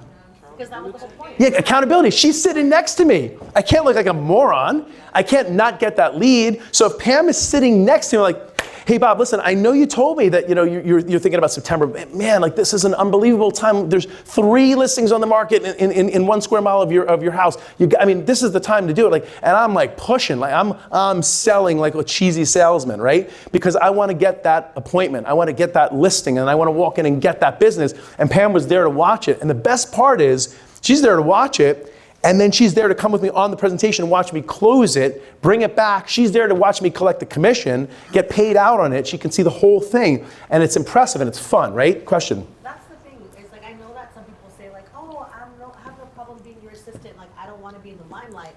But, sometimes after seeing so much success, then they want to be that front runner. So did you lose Pam to that? Because that's... Okay, the only time I lost Pam was when Pam decided that she wanted to become an agent because of that exact reason. Pam became an agent for 1 year, sold 12 houses in her first year, which I thought was wonderful. But then she decided that real estate wasn't for her. And then what did she do? She came right back, and we had a great time for the rest of the time, right? So, but to answer your question, you want to let people fly. You want to let people fly, guys. So you don't want to hold people back, obviously, right? If Pam wanted to go out on her own and do her thing, great. If Tom, the agent on my team, wanted to go out on his own and do his thing, it is what it is, right? So that's the deal. All right, so that's the solo part, and then we talked about the perfect day here too. All right, so I forgot to mention. Sorry, guys, the middle part, the support part. So again, that's that admin. So I missed that section. Perfect your systems, have your admin, you still need your admin support, and then your perfect day schedule that I was mentioning before. Sorry about that. All right, next is splits. So let's talk about money, okay? So let's get one person from team A, one person from team B. Quick, come on. Hurry, this is for a prize. We're giving away a Think and Grow Rich. Somebody over here, come on, quick. Come on down, right here, represent. All right? This particular contest is a gun show. Show your guns, guys. Whoever has the biggest guns. I'm kidding. All right. For a Think and Grow Rich book, what is the average commission split for a team member in America? 50-50. 50-50. I did hear a buzzer here first that was easy first. And you said 50-50, and Samuel, that is correct for the book. 50-50. Ladies and gentlemen, 50-50 for the guys, everybody. 50-50. Whether you like it or not, whether you agree or disagree, 50-50 is a starting point. For many good teams in America, it's even lower, where the agent's getting a 40 and the team or the team leader is getting 60, right? And I'm not saying if that's good, bad, or ugly. I just know what it costs to run a team and to do it really well and efficiently, okay? So the bottom line is 50-50 is a typical split. But the first part we talked about before is your admin, right? Back to that $15, give or take. Transaction coordinator could run you around the same unless you decide on the per unit model. Now let me be clear about the per unit model. My range, good. Question? 50-50 split, is that progress based on production? Say just a little louder. The 50-50 split. Yep. And when you ran your team, did that stay constant or did it progress based on production? Yep, and we're going to talk about that. It's a good question. Did it stay at 50-50 or did the production from that agent, that team agent, cause the split for them to go up higher? And the answer is yes. And I'm going to show you a little bit about that, yeah. So 50-50 is a starting point, is a general starting point, okay? So back to the transaction coordinator, $300 to $500 per transaction is what I see nationally from my clients. But this is not rentals. This does not include rentals. Rentals, then we might do $50, just a smaller fee. And the transaction coordination we're talking about is full blown, whether it's per unit or by the hour. I like by the hour because I want a full-time person doing this and handling my clients. For some of you, depending on your production, if you're not selling 30, 40, 50 houses a year or a lot more, you might say, you know what, let me start off with the unit model so I don't have an employee yet or I don't have a staff member yet, okay? So just a thought. All right, so that's the admin side. And by the way, there are plenty other admin. Let me just say one other thing before I take a question. Joe, as an example, my team technician, was getting $100 a house. So every time we had a home, he'd get $100 to do sign lockbox photos and videos, and that was it. That was just a simple model like that. This was just a side hustle for him. I had a question. Sorry, it can go either way, I guess, but for the TC, that rate on there, whether it's the full dollar amount or the hourly, was that what you're charging back the agent for managing it for the team, or is that what you're paying out? This is what they're paying. This is what the transaction coordinator is getting paid. Now, yeah, whether it's the team, whether it's the team leader, that's up to the team model to decide that, right? So, for example, some of my clients around the country, each individual team agent pays either the full or a portion of that transaction fee. Sometimes the team leader pays it, sometimes they split it. It's all over the place. There's no specific rhyme or reason on that, right? But the key is just making sure you have that person in place and that person is working for your team. There are transaction coordinators that will work for many companies. I don't love that model because that's where the transactions can start to get sloppy and not personal. So that's just my own opinion. All right, let's go over some of the benefits. Now, again, this is not rocket science. We already talked about some of these things. Time is the key, in my opinion. Time is without a doubt the number one benefit, okay? The next is the additional income. Remember I told you before, the extra money is the byproduct of starting the team, and it will flow freely when you're running a really good team. Another is your days off and vacation. So we're gonna stop there and have a little fun right now. All right, everybody right now, stand up, please. Everybody stand up. Stand up, stand up, stand up. Let's take a quick stretch. Can I get a time check? Okay, all right. So we're doing good. Everybody take a stretch. Stretch real good, stretch real good. Give a stretch, fantastic. All right, I want everybody right now to remain standing if you have the following: a day off every week that is consistent and the same each week. Stay standing if you have a day off. And I want you to be able to demonstrate that to me. I'll ask you some questions. Remain standing if you have a day off. Just very simple. Stay standing if you have a day off that's consistent. Very simple. Okay, are we settled? Some people are standing, they're sitting, I'm not sure. Okay, if you are an admin, you can sit because this is just gonna be for the agents for now. All right, here we go. All right, let's go from this, we'll go front to back. What is your day off? Tuesday. Tuesday. Monday. Monday. Friday. Friday? Tuesday. Tuesday. Sunday. Monday. Sunday. Fantastic. Stay standing. Stay standing. If you're standing and on your day off, you check voicemails, texts, and emails pertaining to work. Sit down if you check voicemails, emails, and texts pertaining to work. Sit down if you check voicemails, emails, and texts pertaining to work. Okay, I've got, how many remaining? I got 2 remaining. Okay, ladies, for your day off, have you ever shown a property, gone on a listing presentation, taken a call, and just said, honey, I just need to take just this one call. Have you ever done that, yes or no? Okay, I'm gonna have you sit. Have you ever done it? Be honest. Is it yes or no? I did it yesterday. Okay, sit down. All right, I like it. I like it. All right, round of applause for everybody who stood. That's good. That's good. All right. So remember I told you when we started that we're going to go on bunny trails. This is one of those really important bunny trails. This is going to be the stuff that's contrary to the way we might have learned it in real estate, but it's completely the way we should be doing it, okay? Now, I don't want to go too biblical on you, but you know, I believe in the Bible, I believe in Jesus Christ, and so I take the Bible seriously, and so my wife and I work 6 days and we rest on one. Right? We take Sabbath. Now, our Sabbath is Friday night sundown to Saturday night sundown. We are not Jewish, but we just follow what we believe to be biblical. Okay, put that aside. Once I started doing that, because my day off used to be Wednesday. Once I started doing that, I started having the whole team shut down Friday night to Saturday night sundown. Let me explain this to you. No voicemails, no texts, no emails, no showings, no listing presentations, no nothing, period. And if they did it, they were kindly released from the team. Why? Why? So you can focus more on the days you work. If God could rest on one day, and Jesus was resting on one day, why can't we do it? Now, separate from that, separate from the Bible, let's just make this real for a second. If you're not taking a day off, you're not giving your body rest, you're not giving your brain rest. How many days off does the average American have a year? 2. Why can't you have one? And that's not rhetorical. Why can't you have one? I'm asking, why? Because our clients Well, work. Hold on. Let's have this answer first, because this is the heart of the matter. Everybody listen carefully. Why? Because our clients is mainly available on Saturday and Sunday. Fine. Why else can't we have a day off? we're running our own business. You're running your business. You're running your business, so you cannot shut your business down because we're running our business. Why else can't we have a day off?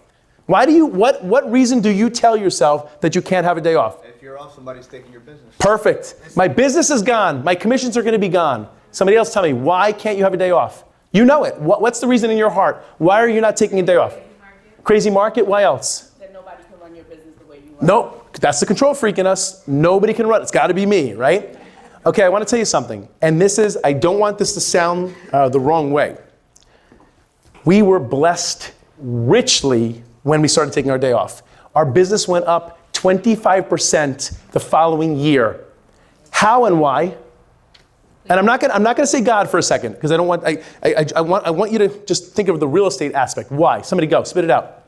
You put a human element to being What does that mean? What does it mean? more people to when we need a break. We need a break, right? We're showing them we need a break. So I'm gonna, before I take the other two answers, I want everybody to do me a favor. I want everybody to close your eyes right now. Close your eyes. Just close your eyes. I can see you. I'm looking at you. Close your eyes. Close your eyes. Close your eyes. It's okay. You're allowed to close your eyes for just a minute. You're allowed. If you have ever said to anybody, I work 365 days, 24/7, or if you have heard anybody say that, but specifically if you ever say that to your clients, I need you to remove that from your vocabulary. Everybody open your eyes. Stop saying that. What does that tell your clients for real if you're saying that? You're always available. What does it really tell them? There's no boundaries. What else? They can call whenever they want, but what else is it really telling? You're out of control. Out of control. You've got no boundaries. You don't care about your family. You don't care about your friends. You don't care. What's your name? Andrew, can you help me? Can you come up to the board, Andrew? Andrew, come on. Everybody, round of applause for Andrew. All right, Andrew, I'm gonna have you open up to the next page. Just flip that right over. All right, Andrew's gonna do an exercise with me, okay? Andrew, you're gonna be the writer, okay? All right, to me. No, I don't care. So it's good. All right, we're gonna do a little exercise together, okay? How many hours in the day, ladies and gentlemen? Andrew, let's start with 24. How many hours on average do we sleep? Just ballpark. 6, 8. Can we say 7? Can we say 7? All right. Minus 7. How many's left? 17. Okay, and let's do this. I didn't say it. I apologize. Let's cross this off. Let's go down like that. You're the man. So now we're down to 17. Okay, how many hours do we work in real estate on average? 6, 8. Can we say 8? Minus 8. And what we're going to do is next to the 7, we're going to put here sleep. And next to 8, we're going to put work.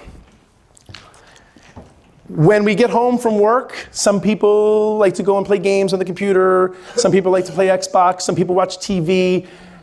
Some people like to play around doing whatever they're doing. How much playtime in a day, like the nonsensical stuff? How much? 2 hours? Anybody? 2? 2? I'm not going 6. For anybody who said 6, get the hell out of the room. Who said 6? You gotta go. You gotta go. Carl, start watching that guy right there. All right, let's go minus 6. Oh, no, minus, no, what's it mean? Minus 2. Minus 2 for play. All right. Eating. Breakfast, lunch, dinner. How much time? Hour combined? Hour combined, or is it 2 hours? 2?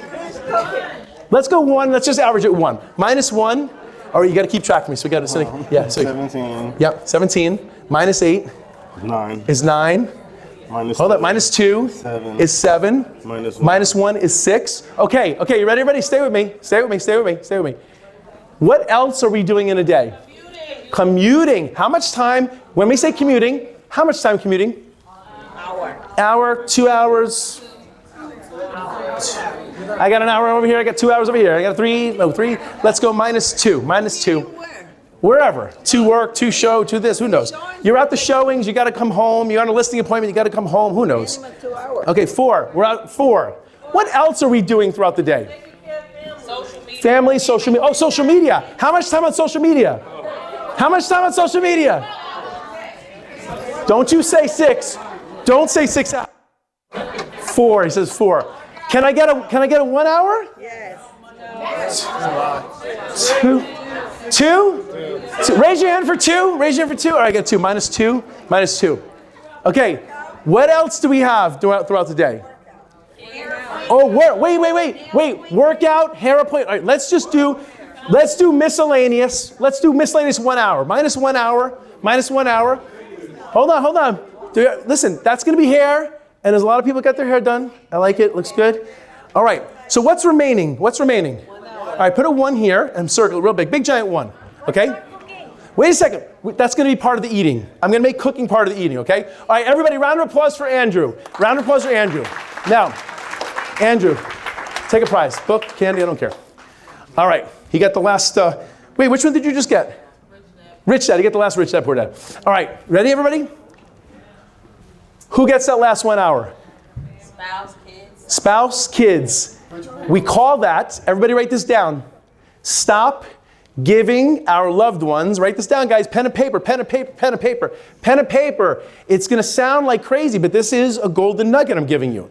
Stop giving your loved ones the crumbs. Stop giving your loved ones the crumbs. This is a great bunny trail for us to be going down today, because real estate is the reason that we're neglecting our marriages, for those of you who are married, our health, our lives, all the different things. It steals a lot of that down. By you taking a day off, a true day off, you're saying to your loved ones, your spouse, I care about you. And when you take that day off, do it as I prescribe right now. Your phone in Do Not Disturb for the entire day, placed in your home office if you have one, in the down position, and don't look at it for the day. Everybody write this down. Plan a day off, pen and paper, guys, plan a day off, and now A, B, C, D. Everybody, pen and paper, plan a day off, A, B, C, D. A, block it out on your calendar as the full appointment. Block it out on your calendar as a full appointment. So if you're going to take Wednesday as an example, you're going into your calendar, you're putting 7 a.m. to 10 p.m., and you're making it whatever color your normal appointment is. And you're blocking it out as busy for those of you who use automated calendars and automated scheduling so your client can see your calendar. So you're doing it that way. Okay, the next thing I want you to write down is keep it consistent. Keep it consistent. So B is keep it consistent. I know you didn't come here today to talk about taking a day off, but you need to hear it. It's important. Keep it consistent. Why do we need to keep our day off consistent? Well, not only to have it, but now think about business. You're training people how to treat you. Say it loud. Say it loud. You're training people how to treat you. Okay, I like to say conditioning. We are training our clients, we're conditioning our clients in the way in which we do business.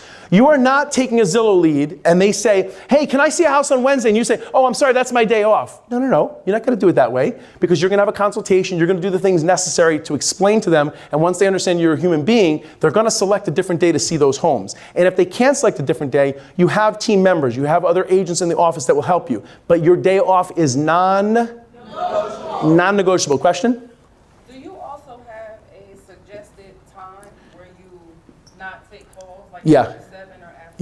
Yeah. So Courtney's asking, so the question is do you have a limit that you stop? For me, in the beginning, the first 10 years of my career, there was no limit, no boundaries, all hours of the day. I almost lost my marriage over it. It was really bad because I was just all in for my client, but not all in for God or my wife. That was the problem.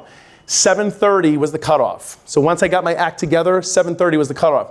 There were rare exceptions where if I started a listing presentation at 6 and I got home at 8 or 8:30, Melody was mad at me, but she understood. It was rare, it didn't happen all the time. So that's the, did that answer your question? Yes.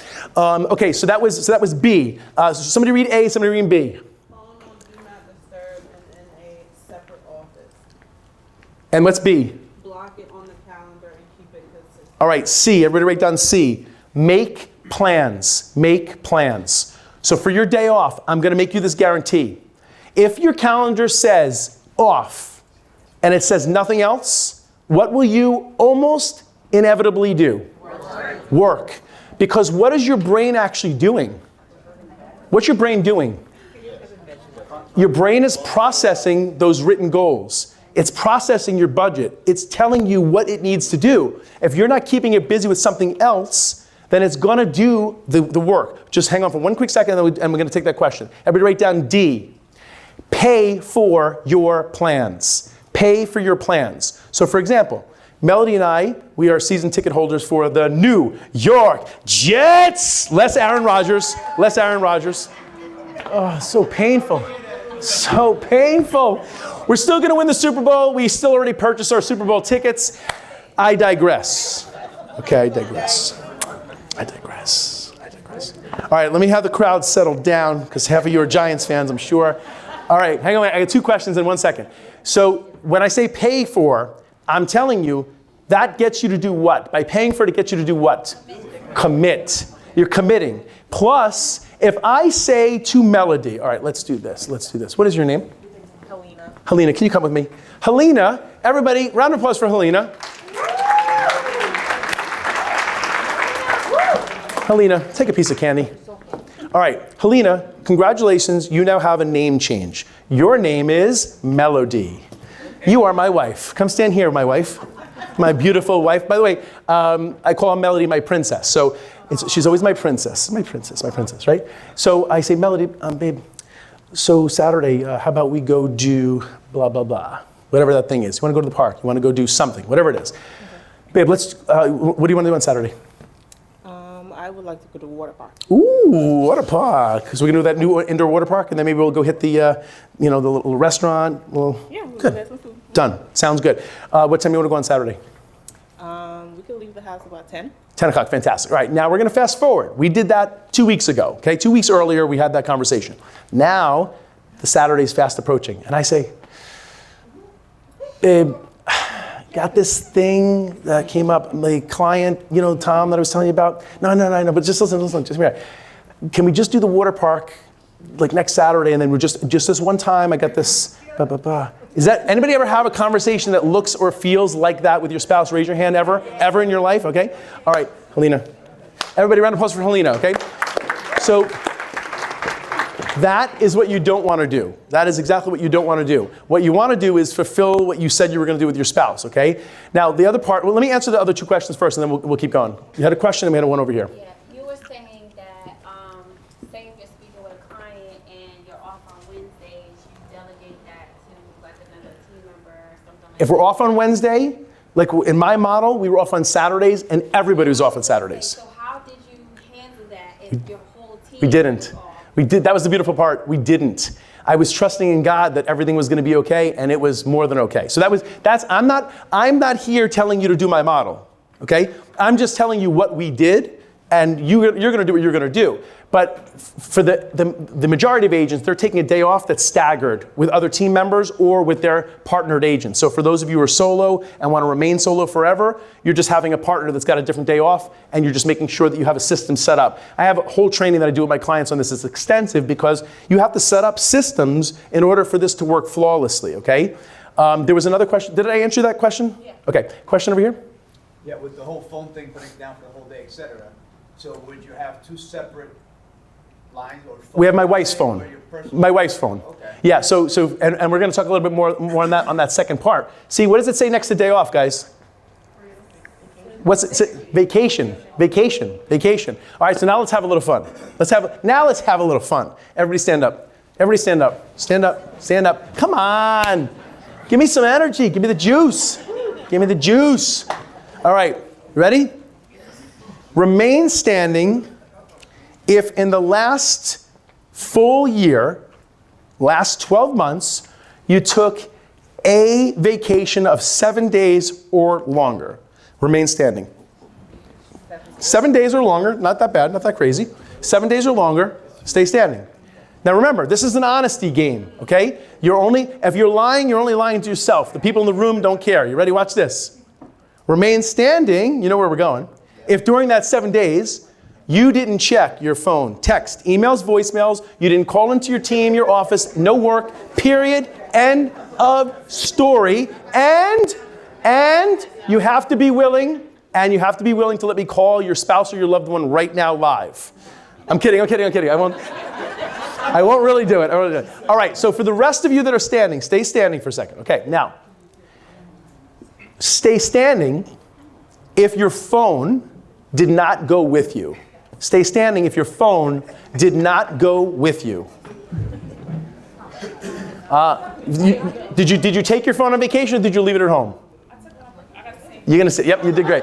All right, so I'm going to prescribe something to you that's going to sound really raw, really ridiculous, and it's not going to make sense, but it will if you try it, okay?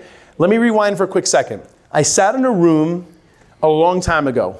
This is probably my 5th, 6th, 7th year in the business. A mortgage rep had invited me to an event. It's a room about this size where there were several lenders speaking. They were trying to sell us on whatever they were trying to sell us on. There was a title rep there. They were a great company. These companies were awesome. And they brought in a speaker. And the speaker was talking about taking a day off. Not vacation. This was a day off. And she said some of the things that I told you today. And all the realtors in the room, what do you think they were doing when this woman was telling us about a day off? For real, what do you think we were doing? Ridiculous. By the way, no, we were not texting, by the way, because remember, we had the Nokia 6310s back then, right? So we weren't, they weren't even the flip phones. We had the box, a little box. Who had a 6310? Anybody have the that one Nokia? Yeah. You got to press the button 3 times for the text, for the N, or for the, that one. So we weren't really texting, but the point is, what we were doing was rolling our eyes. And what would be the significance of rolling your eyes? You didn't believe it. Raise your hand. Let's just be honest and ballsy today with each other. I have no problem with that. Raise your hand if you think the day off nonsense that I just fed you was complete garbage, complete nonsense, and a farce. Raise your hand. Be honest. So you really all believe you can do it? No, I can't do the do not disturb. Okay, raise your hand in the way I prescribed it if you think it's crazy. Just be honest. Raise your hand. A few of you? Okay, fine. I'll take it. Now we'll talk about the vacation. So the vacation, I want to tell you the story because the story, I want it to be cemented in your heads forever, and I'm hoping to maybe pinch a nerve because maybe some of you have had this happen before. Raise your hand if you are married or have a significant other. Keep your hands up high, I want to see. Okay, hands down, thank you. Melody and I, we've gone on over 100 trips together. We've been on 37 cruises to 40 different countries. That's how we found the island of Curacao. We actually used the cruises to pick our island, right? So one of our first few vacations, maybe like the top 5 or 6 vacations that we were on, was to Disney. Went to Disney World in Florida. And at that time, when we were going on vacations, I carried with me one of those little police spiral notebooks. Can you picture what I'm talking about? The little one that fit in your hand? And our deal was, at that time, by the way, I had a flip phone. I did advance to the flip, okay? Our deal was I could check the phone twice a day, at 12 o'clock and at 4 o'clock. That was our deal, 12 o'clock and 4 o'clock. Because when a woman says something, she means that thing, right? That's cemented, right? We have that agreed to. So she said 12 and 4. So I'll never forget it. I want you to picture this. We're in Disney. We're at Epcot. We're in front of the big ball, you know, that big giant white ball. Anybody ever been there? Okay. And there's a big black gate in that area, and there's like little shops. So I said, babe, it's 12 o'clock. I'm going to hit the phone. Let me check my voicemail, see what's going on. Why don't you hit the shops or whatever? So she said, okay. So she hits the shops. She's in the store, and I'm sitting there taking down my messages. I had 5 messages. I'll never forget it. 5 voicemails. I'm writing them down. As I'm writing down the voicemails, I turn around and I peek over at Melody. She's like in the distance. And I looked at her, and she had this look of,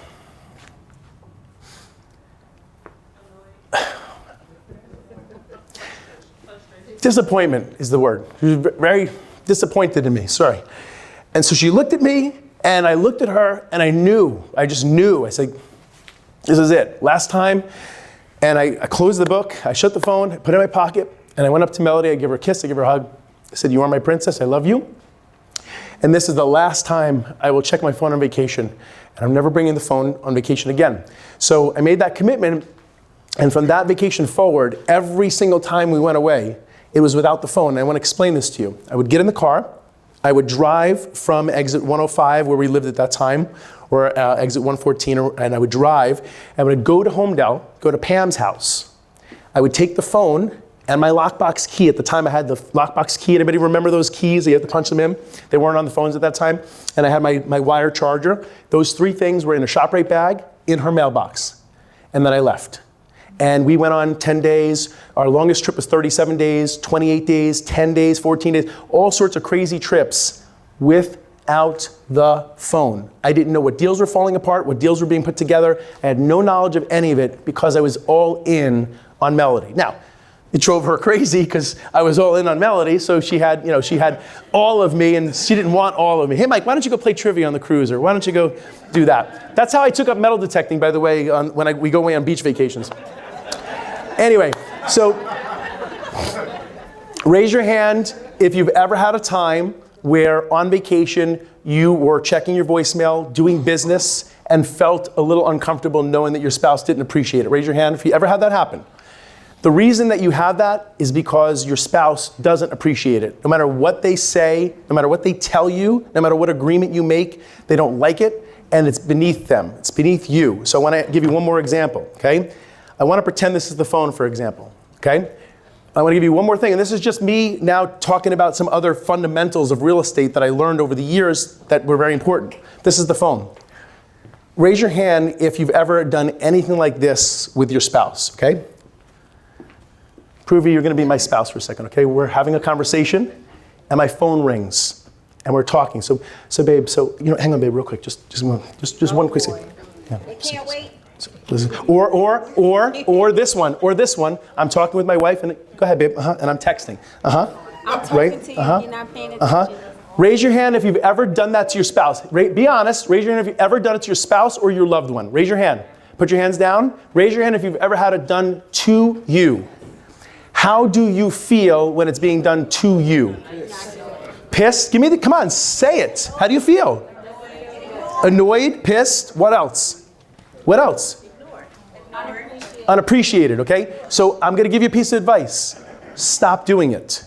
Stop doing it. As much as when Melody's talking to me, as much as it pains me because I wanna check whatever that message was or the last thing I was doing on a phone, let's say, I'm still looking at my wife. I put the phone down because I want her to know she has my attention. It took me years to break that cycle with the phone. It took me years. It's an addiction. So just remember that. I know we went off on a tangent. Let's keep going. So benefits from a team leader standpoint and for agents, freedom, collaboration, synergy. Give me one way a team has synergy. Give me one way a team gives and builds synergy. One way. One way. Tara, you did it this morning. What did you do this morning with your team? But what were you doing? What's it called? Daily huddle. Daily huddle. What's a daily huddle? What is it? What is it? Everybody gets together, talk about what you're grateful for, what you have. Nice and loud. What you're grateful for? Go ahead. What you have planned for the day, and everybody 15. Puts their input on how they can assist or what they suggest When you're in the team huddle, it builds synergy. Maybe somebody heard something, maybe you learned something, maybe somebody else gave you a different approach to a transaction or what somebody's doing in their life. Those are all things that are great. Everybody write this down, pen and paper, put 60 seconds of good news, 60 seconds of good news. I would always have on my agenda for whether I was doing a daily huddle or when I was having a team meeting, 60 seconds of good news. So I would literally go, okay, set the timer. I had these easy buttons, I had timers, and we'd hit the buzzer, and I would say, go, 60 seconds of good news. It can be personal, business, it doesn't matter, but you gotta tell us something good. The whole point of the team is to have that synergy approach. Now, so benefits of the team for the team members, very similar, but we start off with that first one. Somebody read that first one out loud, top left, what does it say? Growth trajectory. When I started in 1987 in real estate, there were really just a couple of teams at Weichert. It really wasn't a thing back then, right? It was a two-person team, these two guys that were just really great. They were up in North Jersey, like further north than this, and they were killing it. But there wasn't a real team structure. If I coming into real estate had the ability to join a team, I would have done it. I would have easily done that because of all the things that a team could give, a good team, okay? Expertise, leads, systems, scripts, dialogues, collaboration. Think about this for a quick second. Let me give you an example. We have our team meetings, okay? So if you ever build a team, if you decide to build your own team, or if you have a team now and you want to implement this, this is a good idea. As part of your team meetings, one of the things that we would do is review all the transactions. So Suzanne, we call it Suzanne Spotlight. Suzanne would have 5 or 10 minutes and she would say, okay, everybody, 123 Main Street, everything's going good with it, inspections are done, appraisals finished, deposits are in, the buyer shopping for homeowners insurance, whatever the steps were, she would label those and just speak them out loud. She would say, we had an issue with the septic and this is how it was resolved. And then the agent might jump in and say, yeah, and this is what happened during that, blah, blah, blah, blah, blah. While that agent is speaking, while Suzanne's speaking, what's happening with the rest of the group? What do you think's happening? Besides the group being a little bored, what's happening? They're learning. They're going, okay, so that's how you handle that septic issue. That's how this was negotiated out. You got them to pay for this, but not that. This, okay, I didn't think about that method. So we'd always break down, we called it the dichotomy of a transaction. We would always break down the transaction in small bits and try to solve the problem. We dissect it, solve the problem, okay? All right, and then we have, of course, the synergy. We talked about days off and vacation coverage. So again, if you have a team and your team leader is doing it right, they allow you to go on vacation and you keep your phone with another team member. How about that? That's how that works. You cover each other. A true team is a true team. Let me give you a couple of examples. And none of these examples I'm going to tell you are to toot the horn of my team. I'm just trying to, again, get in your heads, okay? What is a team? When you think about a real team, what is it? That's like your work family. Those are your people. Were you gonna ask a question? I was like, yes, people you can rely on. Yeah, people you can rely on, okay? So I'll give you an example. And I'll leave the names nameless, okay? When one of our team members was getting divorced, the team provided a condominium for that team member to live in. So long as they were working with the team, they paid no rent. When one of our team members had a heart aneurysm, every agent on the team donated their next commission to the tune of $45,000 to that agent and to the family. And we set up a 3-month meal train where my agent's wife thought about nothing but my agent. When one of my agent's daughters got cancer, every agent on the team donated. Every agent on the team spent 3 or 4 hours a week with the family at the hospital, at CHOP in Philadelphia. That's what I'm talking about. We're talking about a team.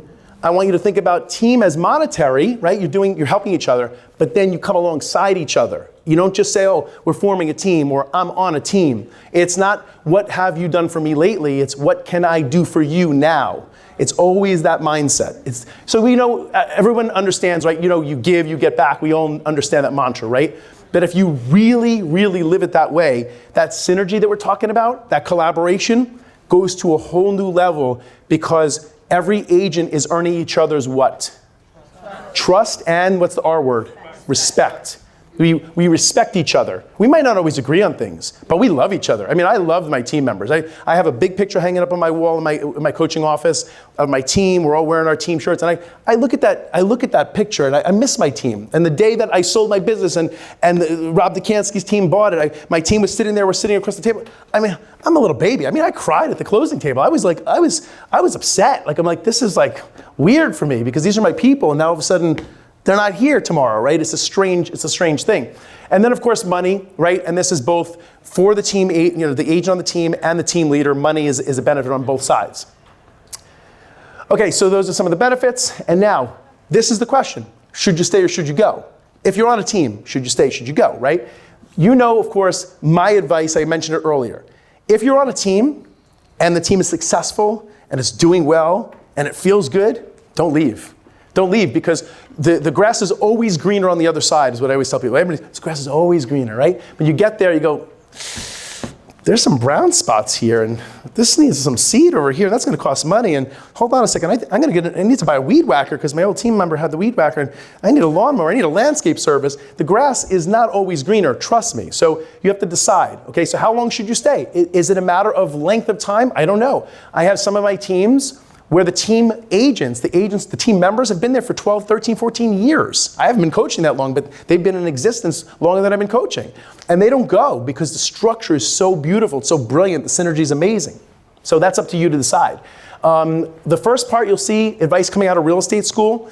I train, it's my pleasure and my privilege to donate coaching once a month to a real estate class in Monmouth County.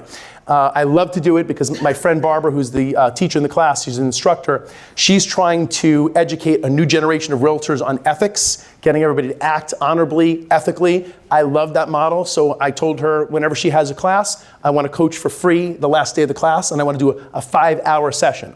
So do a 5-hour session. We start at 6 o'clock, we go to 11, and then I stay on as late as the last person is asking questions, so sometimes till 1 or 2 in the morning. And it's my heart's desire, I love it. But the point is I give them 3 pieces of advice when they're coming into real estate, meaning when they're thinking about joining a brokerage. Join a boutique agency, a local boutique agency, if you can get somebody. This is not in any particular order, I just did the 3 and I'll tell you my favorite. Join a boutique agency, because if you can latch on to somebody local and they could be your mentor, fantastic. Number 2, join a good company like a RE/MAX, a Keller, an EXP, where you can be on a decent split. Number 3, join a good, successful team. Those are the 3. And then I make it clear to them. If I were you today, I would join a team. And this is not me trying to sway from EXP or Keller or RE/MAX. I say, listen, join a team at a successful brokerage. That's going to be a good model for you. That's always my advice, okay? And then the next part is the top agent story. I already told you the top agent story, where my top agent went out, left on his own, and then went, right? It took him 3 years to build back up to the $255,000. How do you think I know? He came back to me as what? A coaching client. A coaching client, because I had to train him how to build his team again. And now, where he is today, individual agent. Individual agent. He realized he's not a leader, he's a real estate agent. And that might be the case for some people, right? It is what it is. Okay, so should you stay, should you go? The way I look at this is, this is for the team leaders. If you have an agent on the team that is doing phenomenally well, and you know it's time for them to go, let them go, encourage them to go. But only if you think they can survive on their own and thrive on their own. If you don't think that, have the conversation during a one-on-one anyway, but let them know that you think they're going to be better off on your team. So that you let them know you care about them, but that you've evaluated that personally without them having to come to you and evaluate it. And then you have to always ask why. So if you're on a team, why should you remain on the team, right? Always ask yourself that question, why am I here? And for my agents, I would ask them that on the one-on-ones. Once a year, I'd say, why are you still on the team? What's the reason you're still with me? And people would say, well, Mike, why do you ask that question? Isn't that going to encourage people to want to go? No, I want to know, like, what's causing you to stay? My agents and my staff stayed a long time. And we loved what we heard about that synergy and the companionship, and not just the leads and the structure and the discipline and the support and all those things that a good team does, but the personal stuff, right? And for those of you who are in the RE/MAX Mastermind, the Elite Mastermind that we're going to be having later, we're going to be diving a little deeper into that.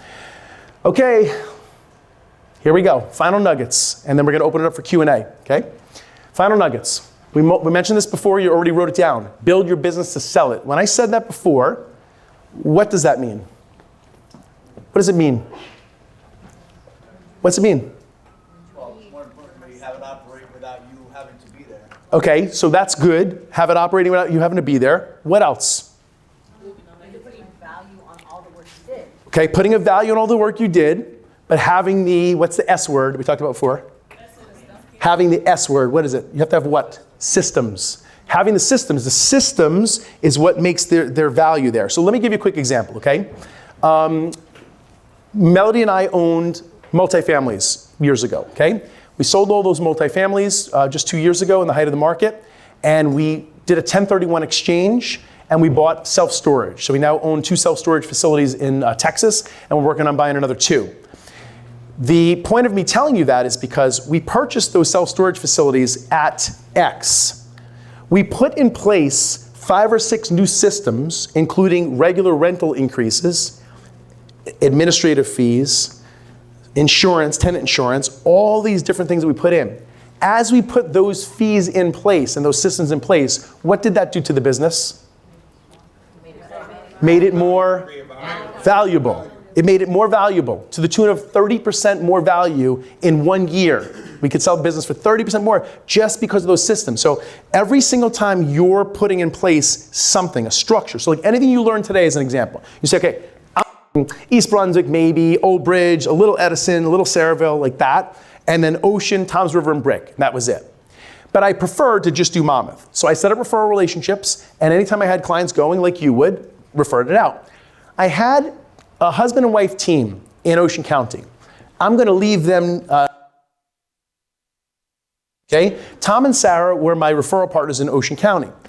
I had a referral for them for a listing and a purchase. So I called Tom at his office, because back then we weren't all using cell phones. I know it sounds weird, but that's just what it was.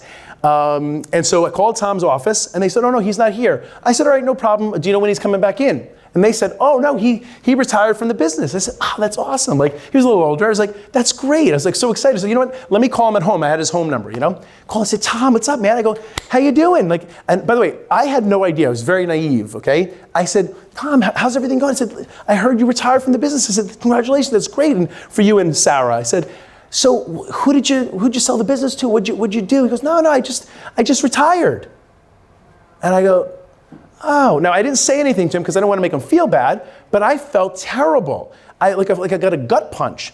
So right then and there, I made it my mission to start studying, start going to every conference that I could on retirement, on selling the team, exiting, all those different things. And again, this is another bunny trail, but I want this to be really important message for you. And because of that conversation, it led me to always, every single thing I did in real estate, from as a solo agent to a leader, was always to build it so I never had that story to tell. I want to ask you all this question, okay? Can you all raise your hand if you could name 5 people, 5 real estate agents who have sold their business, not a building, sold their real estate business. Raise your hand if you could name 5 right now. Raise your hand. Isn't that scary? Isn't it a little scary? Right? Like, raise your hand if you know 5 people that have retired from real estate. Anybody know 5 people that retired, that left the business? I mean, people leave the business all the time. So please don't be that agent. So that's the first nugget. I know we beat it up, but I want to beat it up good. The second is mastermind. Mastermind is critical. I credit a ton of my success to joining mastermind groups where we would go out to different parts of the country. We had a group of 14 agents. We would meet in different states 3 times a year, and we would meet on a Zoom before anyone even knew what a Zoom was. We met on Zoom every 2 weeks, and we'd have different topics, and we would collaborate, and we lifted each other, our business up and up and up. So I would highly recommend that you guys figure out a way to join a mastermind, and if you're trying to build a team, join a mastermind with a team your size, but maybe consider joining a mastermind with teams larger than yours so that you can aspire to be a little bit better if you desire to get to that level. And then the last one right now is obviously, if you're going to decide to build a team, be part of a team, just consult with your loved ones, consult with your trusted advisors, consult with the people around you. Make a good decision, not on your own, is the best advice I can give you. So these are some basic tips and nuggets that I want to give you to wrap it up. And now I open up for Q&A. So any question about building a team, joining a team, starting a team, or any real estate topic at all, who's going first? Questions? Questions. I got 2 here, so let's start here. What are your recommendations in regards to if you're doing a team, keeping the business under the team lead or keeping it under as the agent conducting the business? So did everybody hear the question? Keep it under the team leader's name or spread it out. So the way I would interview agents as I was interviewing them for the team, and again, we had a small team, I would say, Sue, let me ask you a question, and this would be one of the many questions I would ask. Sue, how's your ego? What kind of question is that? I say, how's your ego? Well, I got a normal ego. I said, well, if your name wasn't on anything, would you be upset? If you were making a lot of money, but your name wasn't on anything, would you be upset? They go, I don't know. I think I'm okay with that. Whatever. And so that's an agent that I would go, yeah, okay, I could hire that person. If they said, no, I need to be the one, and they weren't on the team. Because even contractually, we had our independent contractor agreement, and then we had our team agreement. The independent contractor agreement is between agent and broker. The team agreement is between agent and team leader. In that, it said, everything goes under the team leader's name, all the numbers go under that, because for my purposes, we wanted to get to platinum for the New Jersey Association of Realtors Circle of Excellence. We wanted to get to platinum level the quickest by using that synergy. We wanted to get on the top 250 penetration, the market penetration report in your MLS shows the top 250 agents. We were doing it an individual under my name so that every time we went on a listing presentation, we could show people that we were in the top 10 and typically number 1 or number 2 in Monmouth County, depending on the unit count. We were never the top in volume because we did smaller volume. But so to answer your question, for me, we did everything under my name, not because I was full of ego, but because we wanted to drive up our numbers. That was the way we did it. So, but I see teams split evenly on that. Some are under the team leader name, and then some are promote the whole team. And in the MLS, they're even sharing the listings. But that wasn't my team model. Did that answer your question? Question.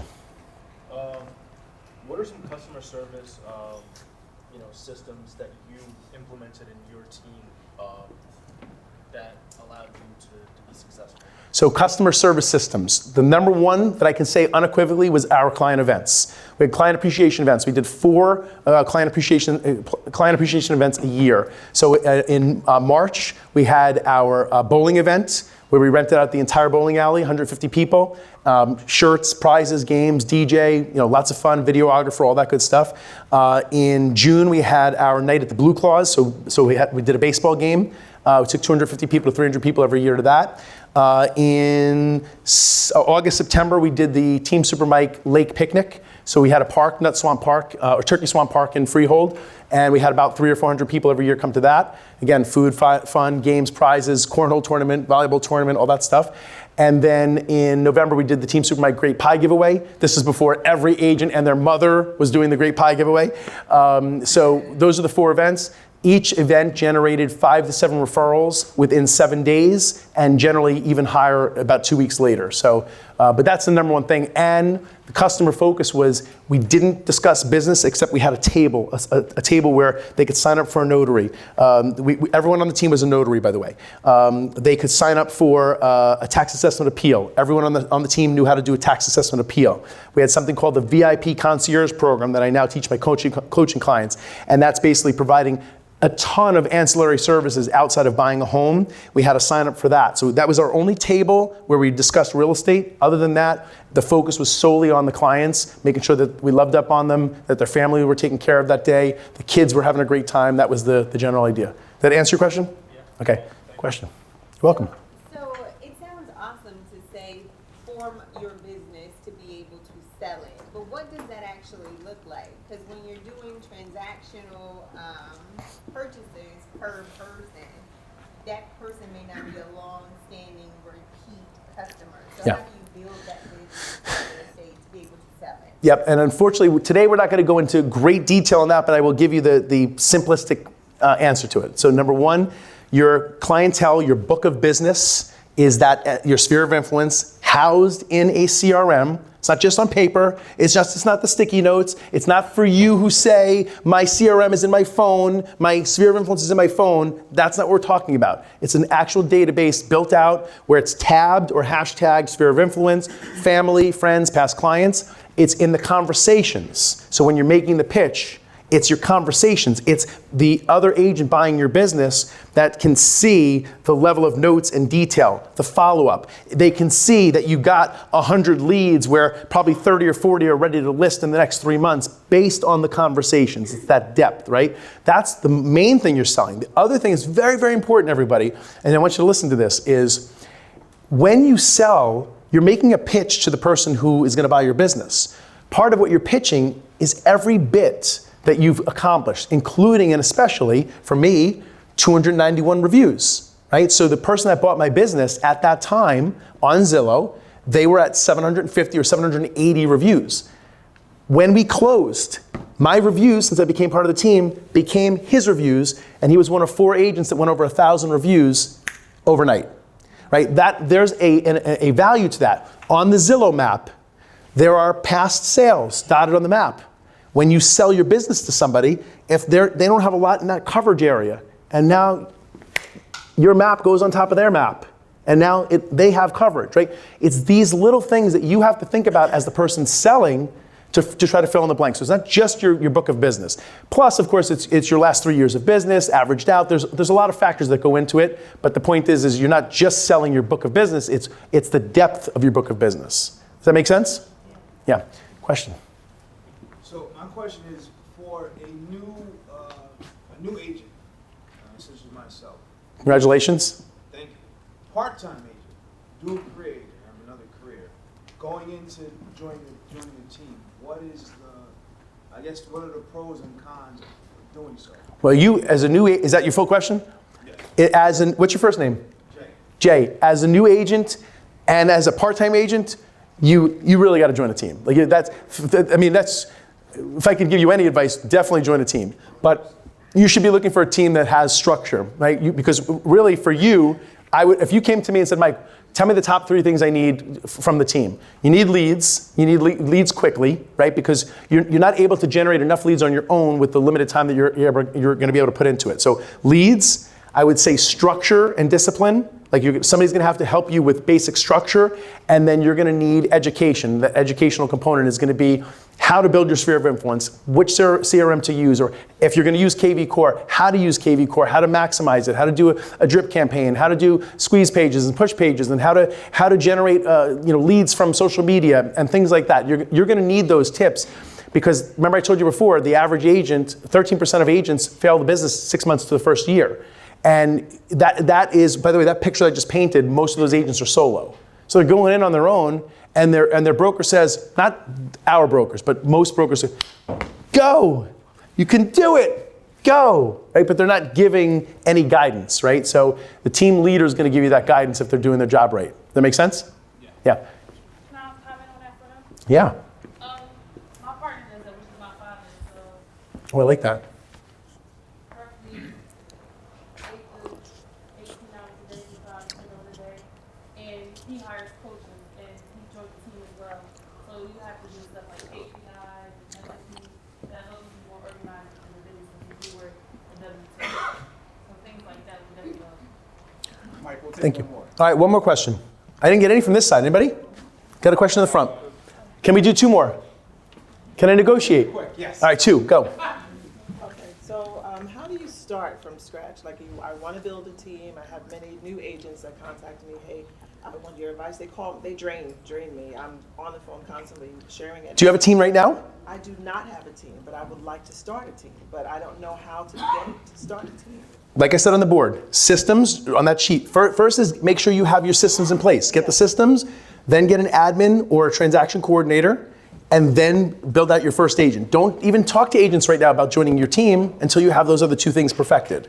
And then one other thing. So for the split, so you have a new agent that has just gotten their license, and you say the split should be 50. Can you just say it a little louder for everybody? A little louder. So you have a new agent who's just licensed, and then the split is 50-50. Yep. Okay. Yeah, that's Help so. me explain. Help me understand that. Yeah, so if an agent was walking into a conventional brokerage, they're probably going to be on a 50-50 split, 60-40 split.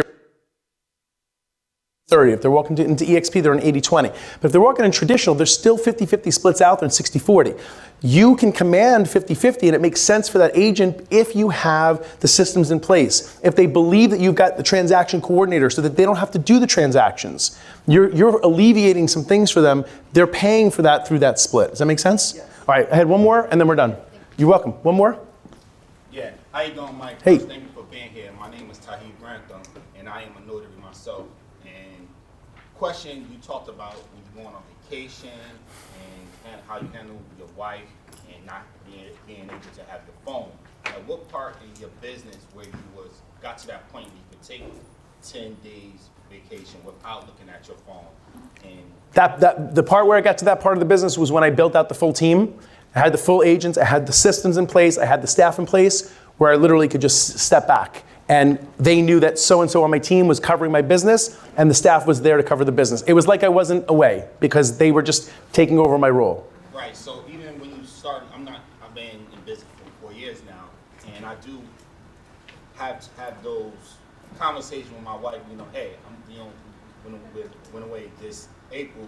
For 5 weeks away for actually was 7 days, but I still have my phone because I was able to, checking emails and stuff like that. So I'm not at that point where I don't want to say I can't have a system, but checking occasionally. So I just trying to tap into your mindset of. I would get an assistant. For you, I would get an assistant. Do you have an assistant? I don't have one. That might be a way to explore it, is to have an assistant. And even if for you might say, well, listen, if I can't do it a full-blown assistant, maybe you start with a virtual and have all calls, text, and emails forwarded to that assistant while you're away. That could be one way to do it. But you have to really train the virtual assistant well in order for that system to work. So I think we have to wrap up on time. So, yeah. I think, yeah. Closing, That's it. We're wrapped up, yeah. Good. Guys.